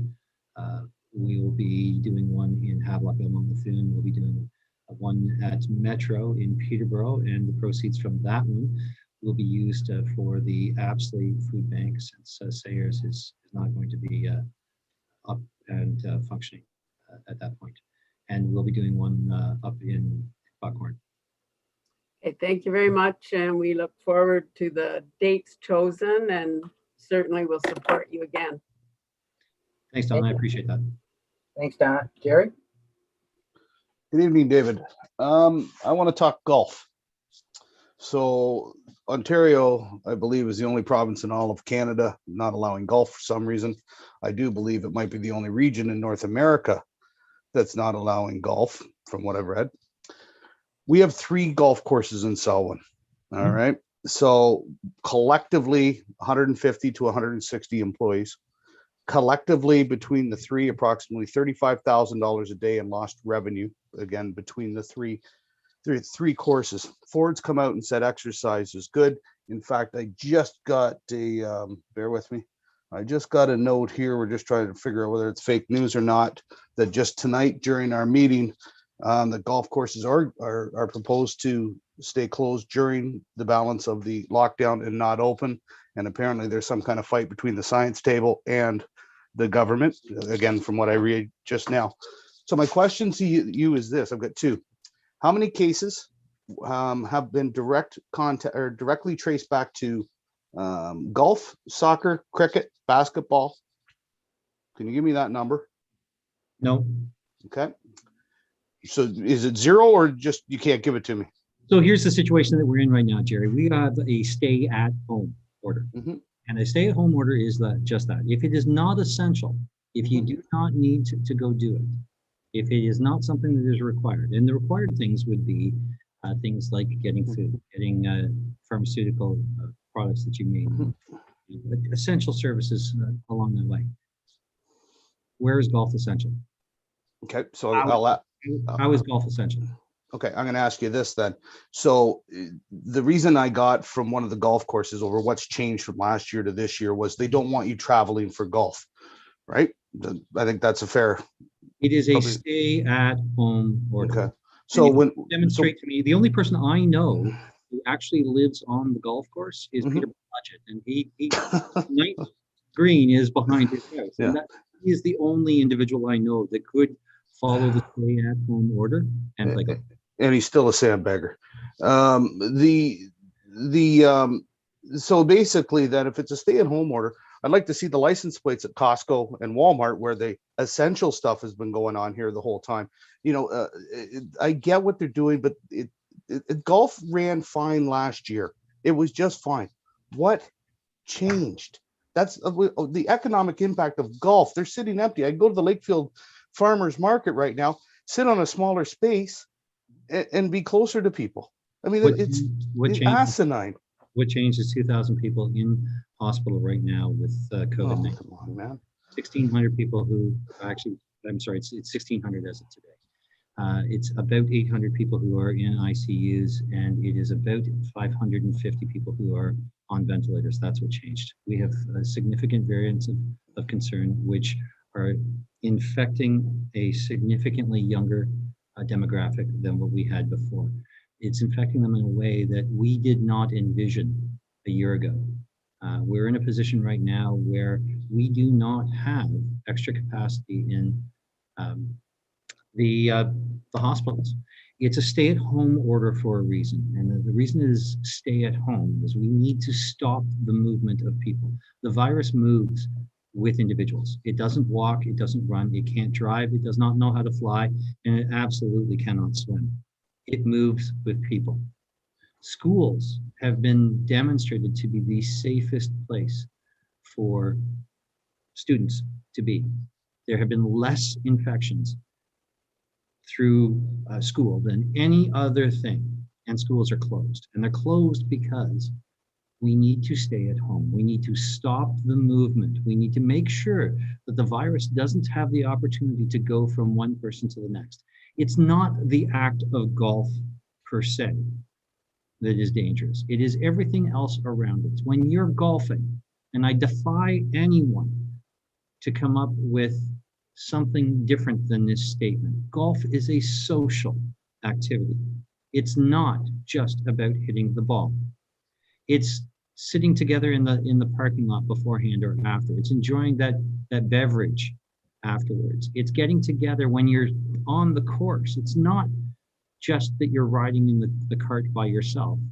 It is a social activity. And what we know is that when you're within 6 feet of each other, you have a significantly higher chance of transmitting the disease. We're at a tipping point. We have been for the last month. I understand the number of people who want to go out and do things. I understand the apathy towards the lockdown. Believe me, it sucks, and I get it. I'm 51. The last time I saw my parents was prior to my 50th birthday. My mother has Alzheimer's. I'm not sure that she'll recognize me the next time I see her. But I know that by doing this, I have the opportunity to see her again. And I know that if we open things up again too soon, if we create an environment where people drop their guard, which is what happened after we lifted restrictions the last time, we will see a spike in infections again, and we will see a large number of people die as a result of it. I want to see my parents as much as the next person does, because my parents are in their 80s. I haven't seen my parents in well over a year, because I know that if we follow these guidelines, if we do what we're supposed to do, we will come out of it in a way that we are stronger and better, and we will not have to have another lockdown. The goal is to prevent the next lockdown, because that will be more devastating for our economy. I truly understand the desire for everyone to go out and do things. I truly understand that when you take something out of context and you look at one aspect of it, you can justify it. But when you take it from the entire picture, you can't. Thank you. And Thank you, Dave. I respect that, Dave. And I, you know, with your parents and everything, I get that too. But and I appreciate your answer. But I thank you. But I do miss the old Dave. Colleagues, thank you for your questions. I'm just going to wrap up, Dave, with not a question, but just a comment. So I just want to make the point of how important it has been and how appreciative we are of the support that's come from government to the township to assist us to get through this. It started with modernization money, which came from the government, from your government. It continued through the safe restart and the infrastructure, the particular stream of the infrastructure for COVID changes. That was joint funding. We're very appreciative of you and your government support for that. We've benefited from that in our township. Recently, we've had some red money, and I know there's some other things that are on the go, and that doesn't even touch all the direct stuff that you've provided to individual businesses. It's made a big difference to our township that we've had that kind of support. It's allowed us to keep the services going for our residents, and so I just thought it would be appropriate to thank you and the government, your government, and the government that you partnered with in some of these programs for what you've been able to do. So, from me, thanks. Thanks, Andy. I appreciate that. When I log off here, I'll turn my camera off, turn my mic off, go grab the rapid tests, and put in the chat the information that Anita had asked for. Okay. Thanks, Dave. Thanks for taking the time. We know you're awful busy. Thank you. Okay, colleagues, we'll move right into the municipal staff reports. The first two are ones that we've had before. They're coming back to us, and the first one is the building and planning, and so that would be Rob. Thank you, Mr. Chair. Yeah, so this was before council at our last meeting, and there was a desire to have it come back. Some of the council members, I think, wanted a bit more of an opportunity to review the report and to understand the implications. So essentially, the reason that the report was dropped was in response to a commitment that we made, or a recommendation that was made through the building and planning review, and a commitment that we made to go through all of the recommendations and to respond to them. So this was recommendation number 16, and the thought was that we could create or amend some of the site plan approval policies that we have in place that apply equally throughout the township, and maybe modify certain aspects of our policy to reflect the fact that in certain rural areas we could apply different standards. So I reviewed our current site plan guideline, provided council with kind of a summary of what our intentions are through the design objectives, give council a bit of an overview of the differences between development and rural and urban areas, and came up with several design objectives that we could modify to reflect the fact that the goal might be slightly different in a rural context than it would be in an urban context. So they were related to parking, storage and collection area,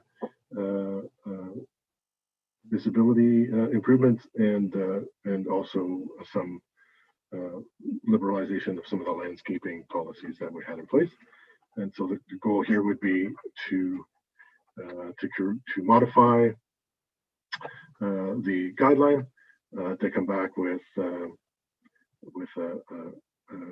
the amended policy, to include those aspects of those changes, sorry, that are spoken to in my report, and any other changes that council might want us to consider. Thank you, Rob. I know that we went through this the last time. Is there any additional questions, Donna? Yes, through you to Rob.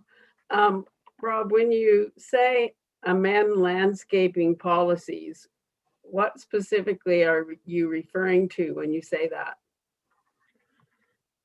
Okay, so yeah, so if the guideline itself has a list of or goals that were of regulations that apply to landscaping, and they're enumerated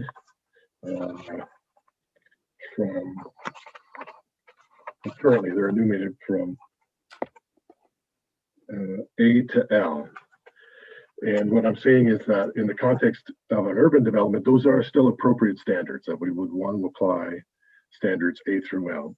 But in a rural context, we would apply a limited number of those. So I've listed them as A, B, D, F, and H.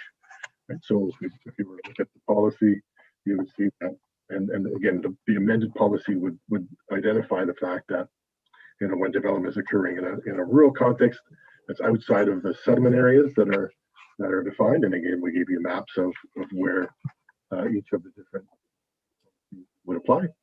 That in a rural context, we would apply the standards A, B, D, F, and H, and in an urban context, we would apply A through L. Yes, Donna. Yeah, sorry, I couldn't open that part of the report, A to L. So I'll just ask bluntly, will paving be an option rather than just have it be the means of developing a site plan or a parking area? Yeah, yes, through you, Mr. Chair. Yeah, so what I've suggested here is that in an urban context, we wouldn't provide the option that in the urban environment, in the settlement areas, it's important to maintain asphalt as the or a harder surface as a markable surface as the default, but that in rural developments. So what the policy would say is, you know, parking, loading, and access areas are required as required. May use alternative surface solutions if the alternative can be shown to achieve the township's objective and satisfy agency and regulatory requirements, right? So what that's a recognition of is, I mean, we have control over certain aspects of how the site gets developed. We do receive input from other agencies like the County of Peterborough. They have entrance and egress, entrance policies that specify that the entrances be asphalted to a Ontario provincial design standard, and we implement that through the site plan approval. But beyond that, we would have the flexibility to consider something other than asphalt or low impact development type solutions if that was warranted, right? And so, as an example, you know, we applied that logic with the Endicott development here on the 8th line. We said, look, in this context, you know, there isn't, we don't have any, you know, people coming to visit a store, or this is a facility where large trucks come to fill their fuel tanks with propane, right? So in that context, you know, the notion that we needed asphalt to be delineated, you know, and available for people to use if they're, you know, they've had mobility impairments, all of those reasons that we have to support the need for asphalt didn't apply. So in that context, we said, look, you don't need to asphalt that area. You'll need to asphalt the entrance, right? Because that's a county initiative or requirement. But so we used, you know, that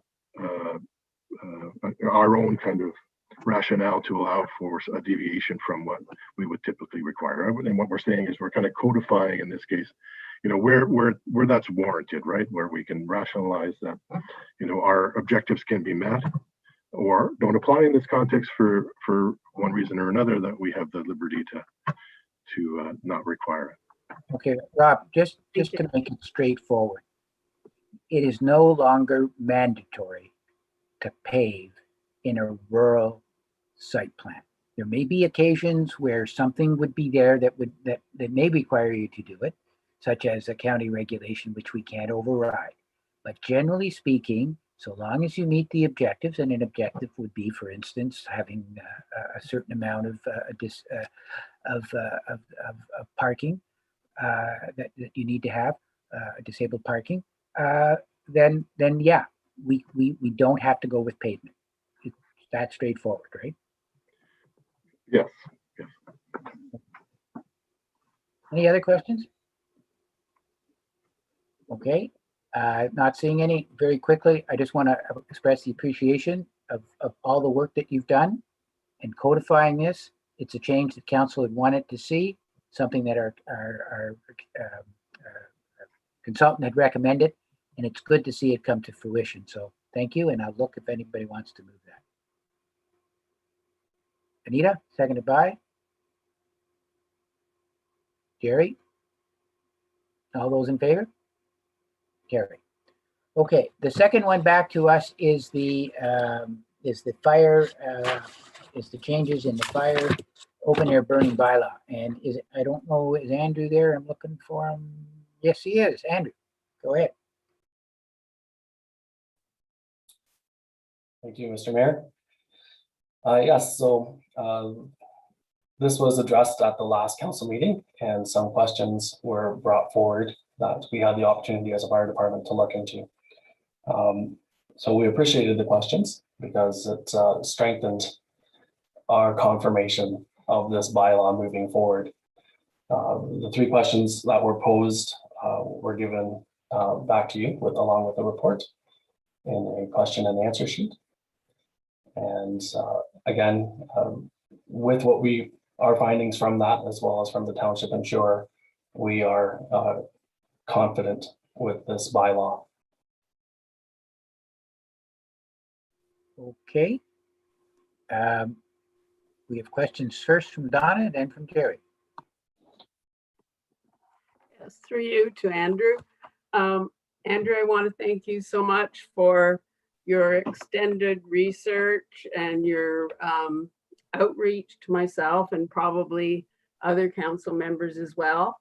And I also want to thank the member of the public, which I will not state the name, but he knows who he is, who did considerable work researching the elements of the bylaw, and I respect his opinions. I asked for this to be deferred the last time for, like you mentioned, 3 questions to be answered, and they have been answered to our satisfaction. The one thing that I still have an issue with, and it's not with the bylaw, it's with the report before the bylaw, which states one of the reasons for changing the bylaw is related to COVID restrictions and the stay-at-home order, increasing the demand for campfires.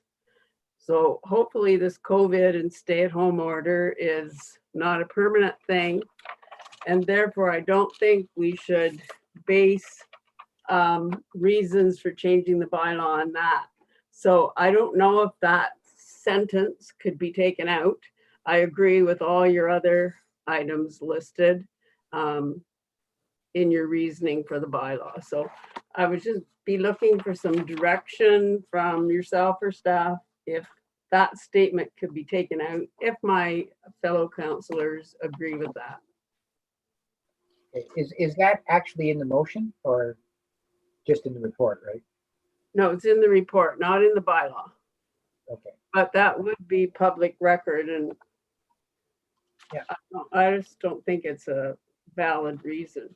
Okay. So I think, and let me just ask council if we simply say that you know, the bylaw is not being produced for COVID reasons, it's being produced for a set of other reasons that have been enunciated. Is council comfortable making that statement?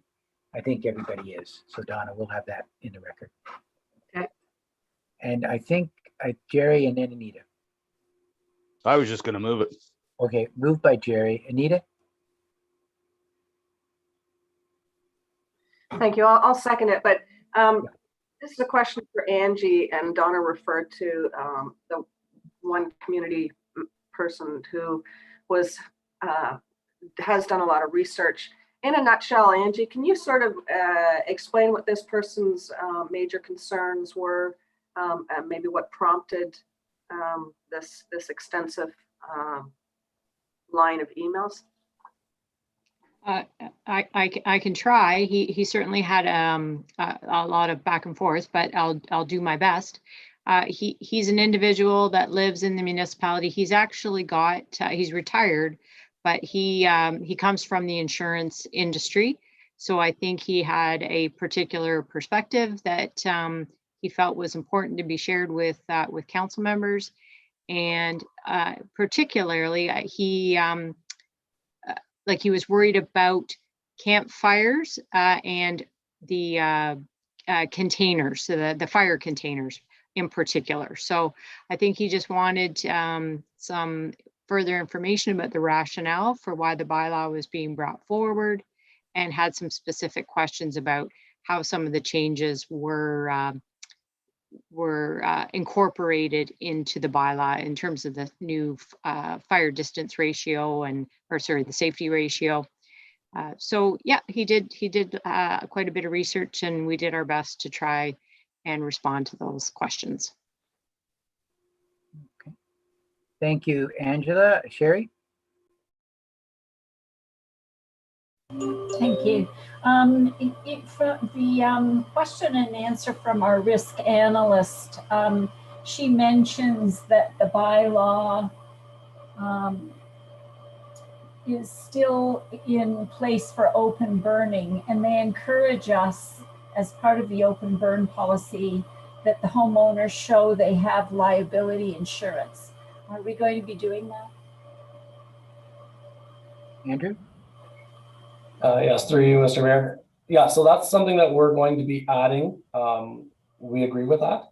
It's a point that has never been brought up before, but we were glad that she mentioned that. So moving forward, for those who will be purchasing permits, once that's allowed again, that's going to be a requirement, as well as right now during this pandemic, for those who are calling in to ask permission to burn, it'll be added to the series of questions that we'll be asking them. Okay, thank you. And the other thing is, she mentions that just posting this change on our website isn't sufficient.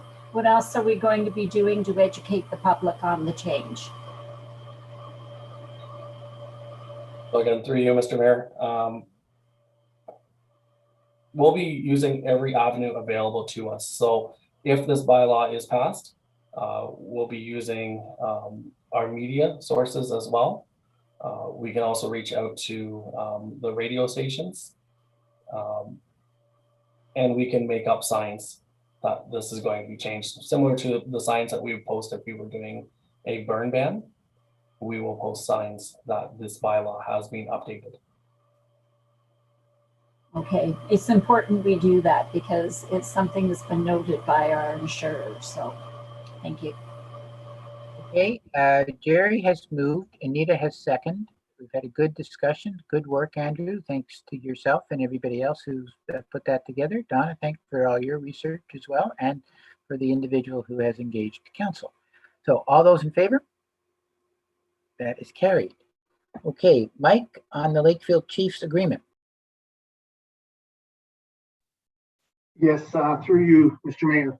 I won't go through the whole report, but the Lakefield Chiefs agreement report captures a couple of different agreements, both of which address not only the recommendations through the SDR last year, with recommendation number 18, but also recommendations that have been part of the 2019 Arena Deficit Report and the Recreation Services plans in 2012 and 2017. The two main agreements that this deals with is formalizing the relationship with the long-term tenant, the Chiefs, and making sure that it has a permanent feel to it, so that things have been covered off, and it regardless to who is managing this department or the chief's organization, that things are in writing and formalized. The second part certainly is the sponsorship and the partnership agreement, which the chiefs had put forward when we first were going to formalize the agreement. So it just made sense, and council recommended we look at them in connection, because they not only address the long-term relationship portion, but it also addresses council's request to take on initiatives that will help decrease the arena deficit. And this does so with some of the increased rental time, increased advertising potential, having the chiefs work at it full time and sharing in the successes there. And it also addresses the commitment on both parties to make sure that everybody is it's a win-win situation with everything that we do. The last thing it does is it looks at the facility rental agreement, which will be the third document, which everyone fills out, and we'll have some of the initiatives that like use of Neil's Pinned Room and a few other game day and rental style portions to it. So it really covers 3 different areas, even though the 2 are included in the document here. If there's any questions from council, certainly we have Sean Dunbar, the general manager of the Chiefs, and George Ripoll, who is the assistant general manager, and the gentleman who's going to take on the sales of the advertising and marketing. Both were instrumental in making sure this agreement, or the agreements, got written up. And George is available if there's any questions, and obviously, as am I, for council, if there's anything at all. Thank you, Mike. Very comprehensive report. I don't know if there are any questions or if somebody wants to move it. Sherry, moving. Donna, seconding. Any other comments? All in favor? Carried. Well done. That's passed. Okay, Lane, benefit cost increases 2021. Thank you, through you, Mr. Mayor. Reports provided for information purposes, given just the magnitude of the increase that we're looking at with respect to our premiums for short-term and long-term insurance. The impact in 2021 is approximately $94,000. I can imagine the council may have been shocked when they were reading the report, taking a look at the premium increases. I know that the staff group that looked at it was equally surprised that the premium increase was that substantial, especially since over the last 3 decades at least, the township hasn't really had significant claims or significant premium increases. It's outlined in the report.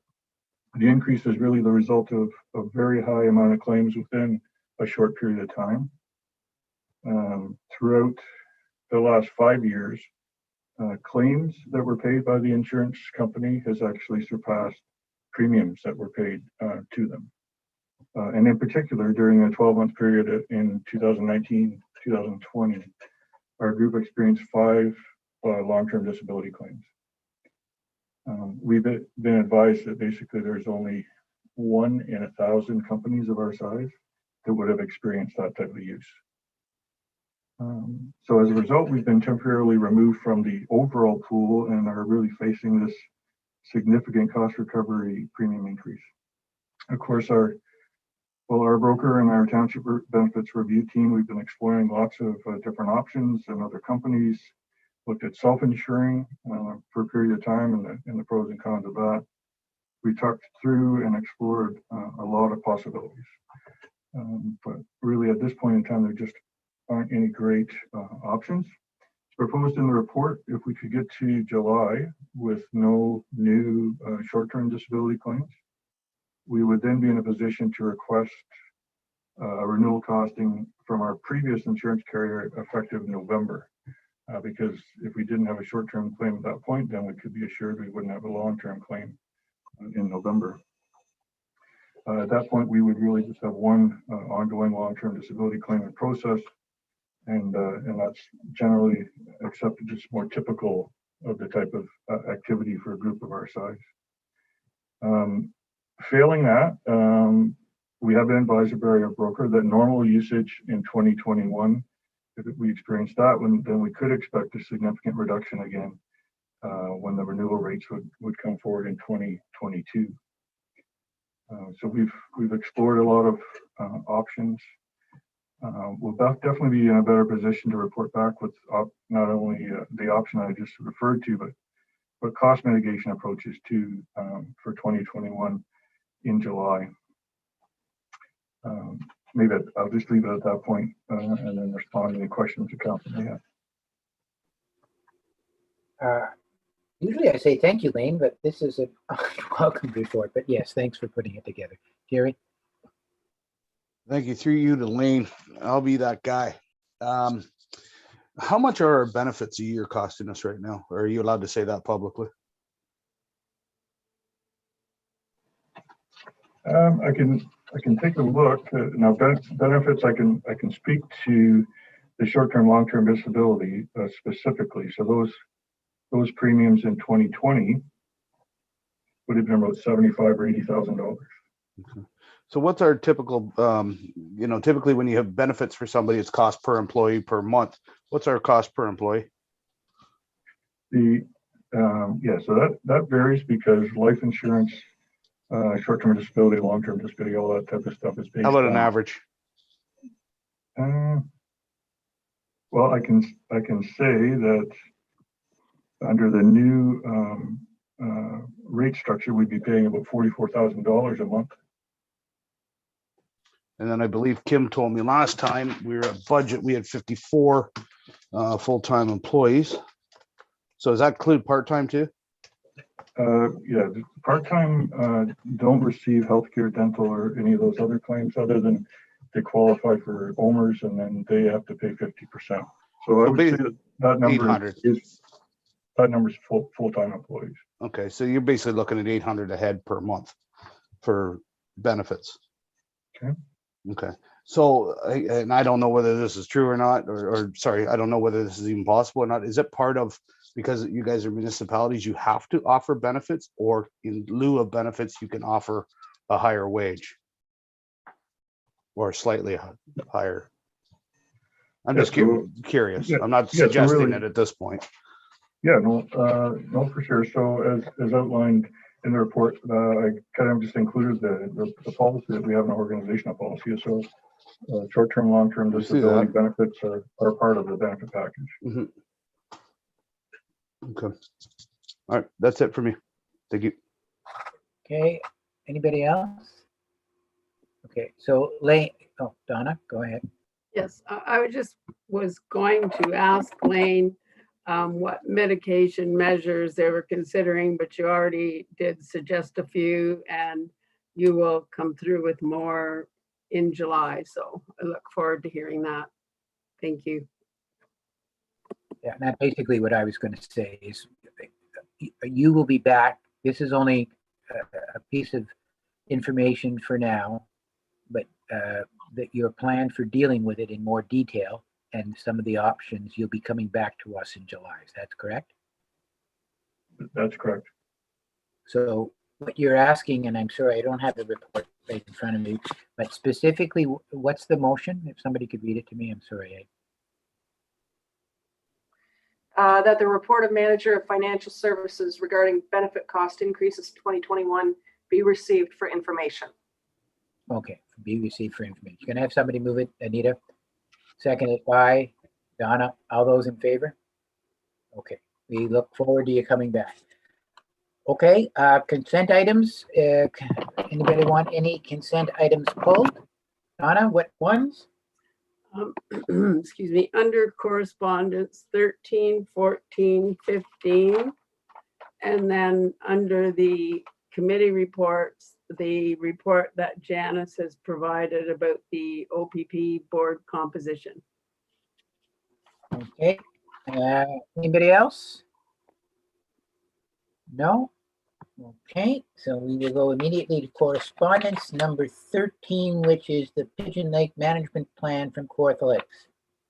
Right, I just wanted to, I guess, state in the public record that the motion that was indicated in number 13 from the city of Kawartha Lakes, that we really did cover all the parts in that request when we made our motion on April the 27th of 21. Right. Okay. And number 14, should I just carry on? Just keep going. Lottery licensing. Okay. So this is a motion from South Bruce Peninsula asking the ministry responsible for alcohol and gaming to create an additional level of licensing permitting smaller organizations to hold fundraisers as methods of sustaining our community and its organizations. And the reason why I pulled this is when I was speaking with the Lions Club last week, one of the reasons why they didn't want to enter into a fundraising agreement with the library was because of the difficulty of attaining a lottery license. And I also heard this concern from the, I think it's called Friendly Fires on Chemong Road. They wanted to, or they are doing, but they had a hard time getting the lottery license organized.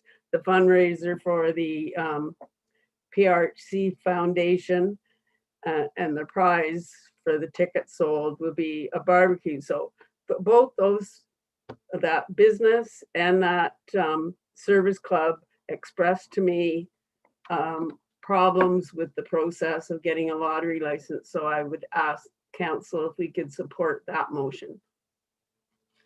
And number 15 is asking for a resolution of support from the city of Port Colborne, asking the federal minister of health, the Honorable Patty Hajdu, to apply stricter rules on the licensing process and for the enforcement process of cannabis regulations. I realize that we have sent a motion like this before, but I think the more times the minister hears it, hopefully she will take note of problems with that particular issue. Okay.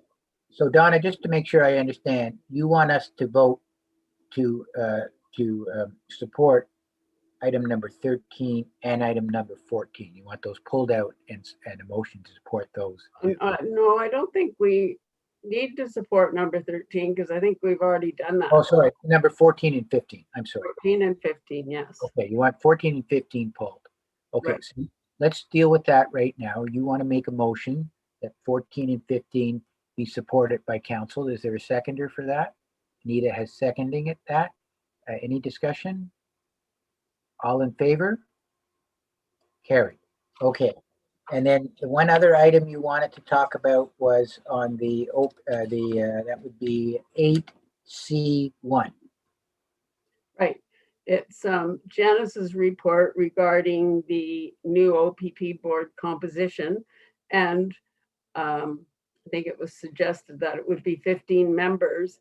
And at our last police services board meeting, there was an indication that there would be some sort of special provision for the First Nations involvement rather than in the general detachment board. And I just wanted to ask Janice if anything ever happened with that idea or if it didn't move forward. Janice? Thank you. Yes, for sure. So since the outset of receiving this correspondence from the ministry, we certainly have included both Hiawatha and Curve Lake First Nation in the conversations. So I think there was a little bit of confusion along the line in terms of how this would all play out for the First Nations who had contracts with the APS service as well. But we do have that that worked out, and each one of the First Nations have indicated that they would like to be represented on the board, and they are supportive of the one board model. So in other words, there was an opportunity to have a different model for the two First Nations, and they didn't want that option. No, not really. I think there was a little bit of confusion around the Curve Lake First Nation because they actually have a contract with the Aboriginal Police Service as well. So we just had to clarify with the ministry that they were able to have, and they do have a bit of a board process that helps to govern that contract. We did have to clarify with the ministry that there was no issue with having representation on two police service boards, and there is not. All right, thank you very much. You're welcome. Okay, can I have a motion to receive all of those? So, Sherry? All right. Actually, I'd like to speak to the OPP thing too. We have the opportunity when we're making the application to request that the provincial appointees have certain attributes or experience. Are we going to do that, such as mental health experience, that kind of thing? So the way that we have structured the composition would be that there would be 9 representatives, one that would be appointed from each community that is being served. And then to meet the provincial requirements around percentages, we would have to have 3 community representatives. And that's where we had included that those representatives would indeed be appointed through the board appointment process, and that they would come with some other sector specific skills that would be complementary to the board. So like mental health, perhaps like education, youth services, those sorts of skill sets being brought to the board. We could certainly ask for that for the provincial representatives, but again, we don't have any real control over how those appointments are going to be made by the province. So I think we will ensure that we have those types of skill sets through our community representatives, and we can be hopeful and ask for support on the provincial representative side as well. I appreciate that. Thank you. In terms of the proposal, we don't provide any information around the provincial representatives in our proposal. It's not part of it. Right. Okay, good, Sherry. Okay, a motion. Did we have a motion to receive all the rest of them? So Anita's going to move that. Donna's going to second that. All those in favor? There. Mr. Mayor, if I just wanted to clarify, I'm sure everybody has read it, but just to be clear, in the recommendation that was in my report, it was both to approve of the board composition that was being proposed, and also to send a letter to the ministry requesting a formal extension to the June 7th date, just in case it takes us a little bit more time to get the proposal wrapped up. So I just wanted to clarify that that's what the recommendation coming forward would be. Everybody's comfortable with that, right? Yeah. Thanks. Yeah, thanks for bringing that up, Jess.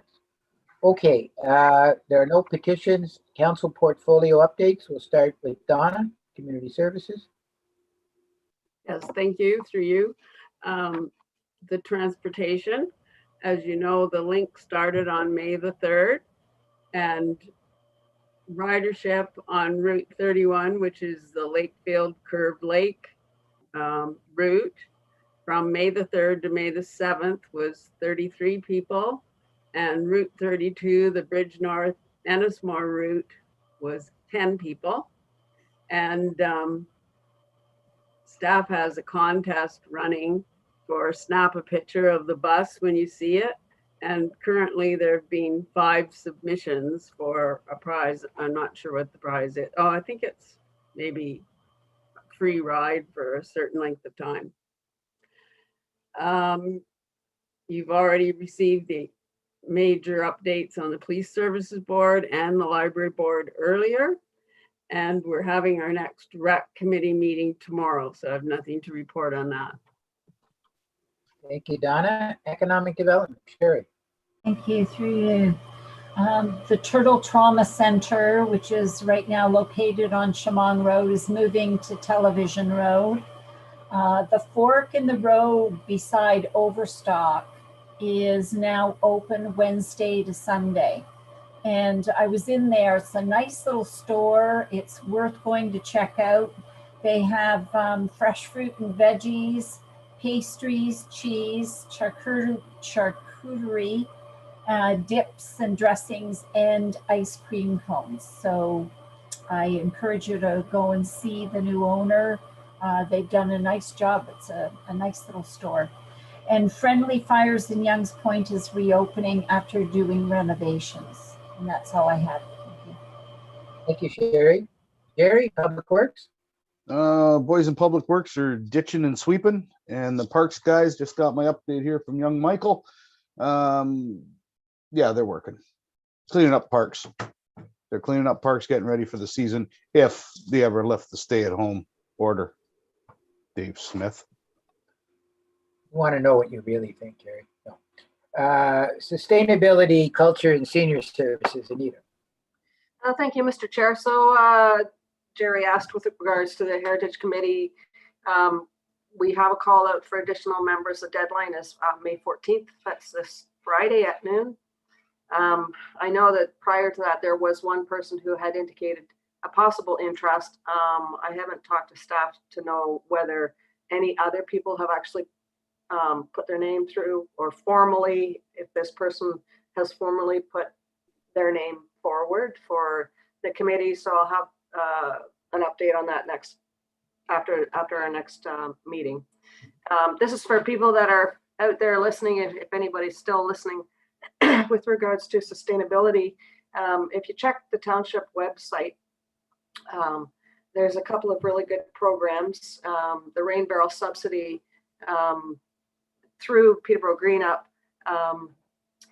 Selwyn Township residents are eligible and must complete a subsidy request form online. So instead of anyway, they can get $50 off a rain barrel. So I'm actually going to put my name in for that. They have to visit the Peterborough Green Up website. Also, through the Green Up website, linked to the township website, is Waterwise Garden Starter Kits, available by pre-order online between May 1st to 31st, with pickup between June 10th and 20th. So the Waterwise Garden Kit is the regular price is $105, but is subsidized for residents of Selwyn Township, and it's $55. So it's the garden kits include 17 different plants, seven different species, and ready to plant. So that sounds like an exciting program. With regards to another initiative called Depave Paradise, Winfield Shores Harbor in Lakefield here will be the first deep paved site in Selwyn Township. 100 square meter of asphalt will be replaced with green space to beautify the area, improve stormwater infiltration and biodiversity. The project is currently in the design stage with implementation planned for June 2021. Stay tuned for more details. This does not specifically to our Accessibility Advisory Committee, but the Peterborough Council for Persons with Disabilities currently have what's called Take a Gander raffle. Win a chance to experience Gander, Newfoundland, town that inspired the acclaimed musical Come From Away. Tickets are $20, and they can be purchased from now until May 27th. And if you don't want to take the trip to Gander, there's also a cash prize, and then there's also a second cash prize.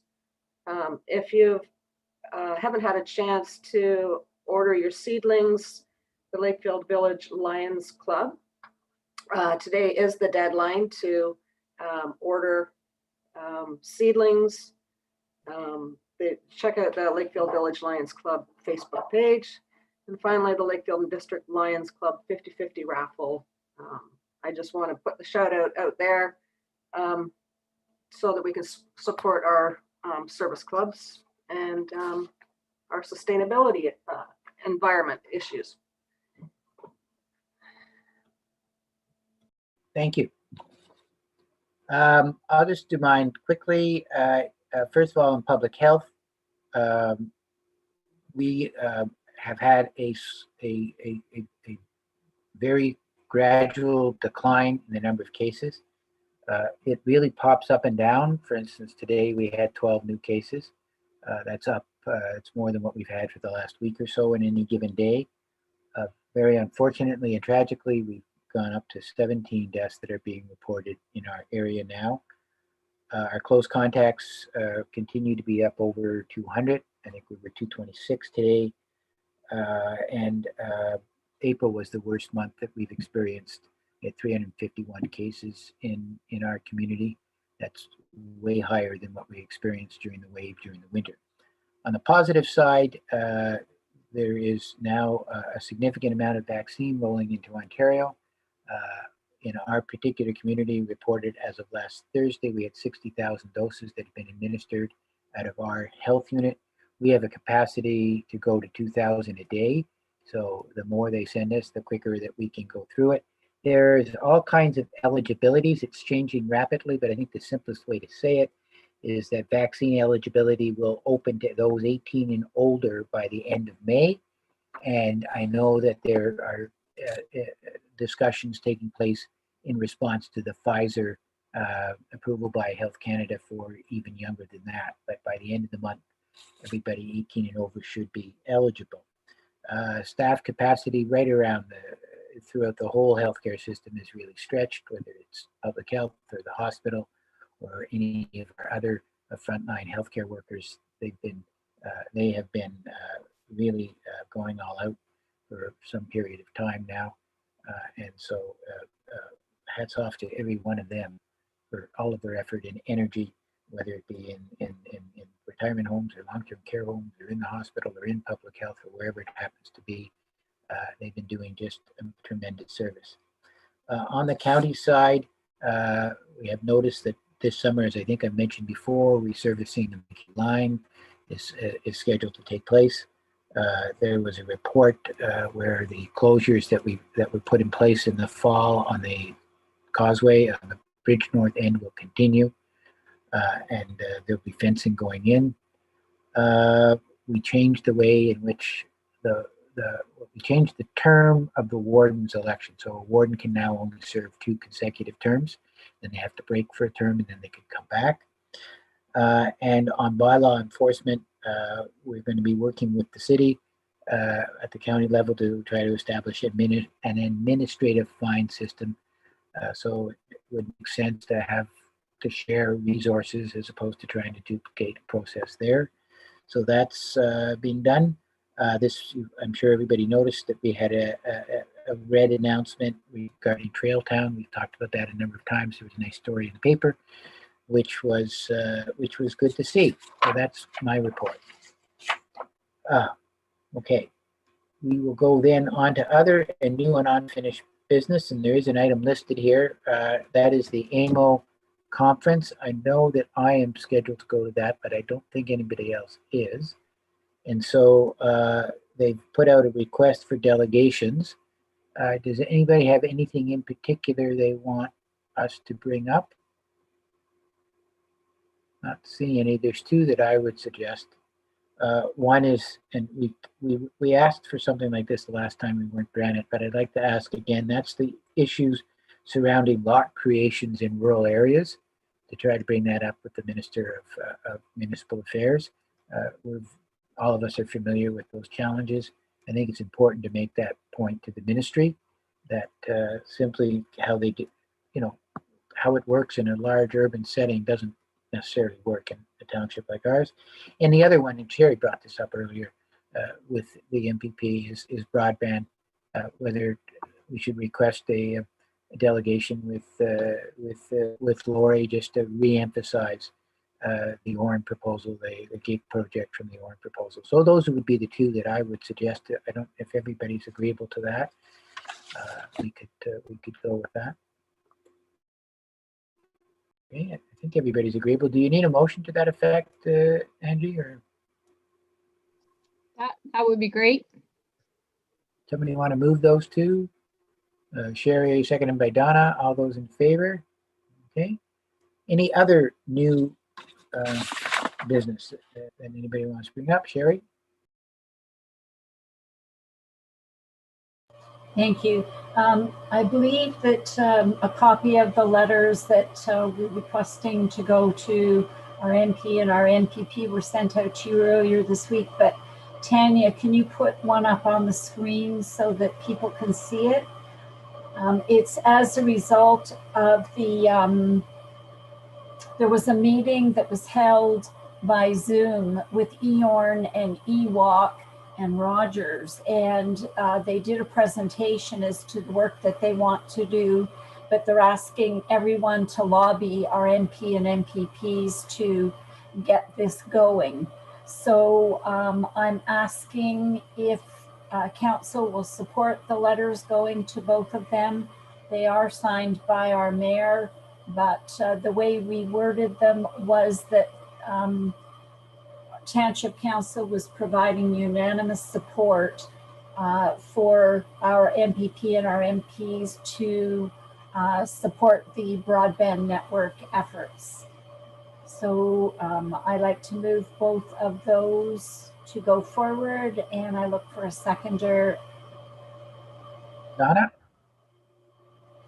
Yeah. Okay. Any conversation? All in favor?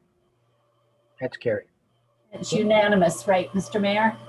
It is unanimous. Let me record that for the public record. Unanimous. Okay. Any other unfinished business or other business? No, not seeing any. We have the open air burning bylaw. We have the deeming bylaw for Arnett Drive.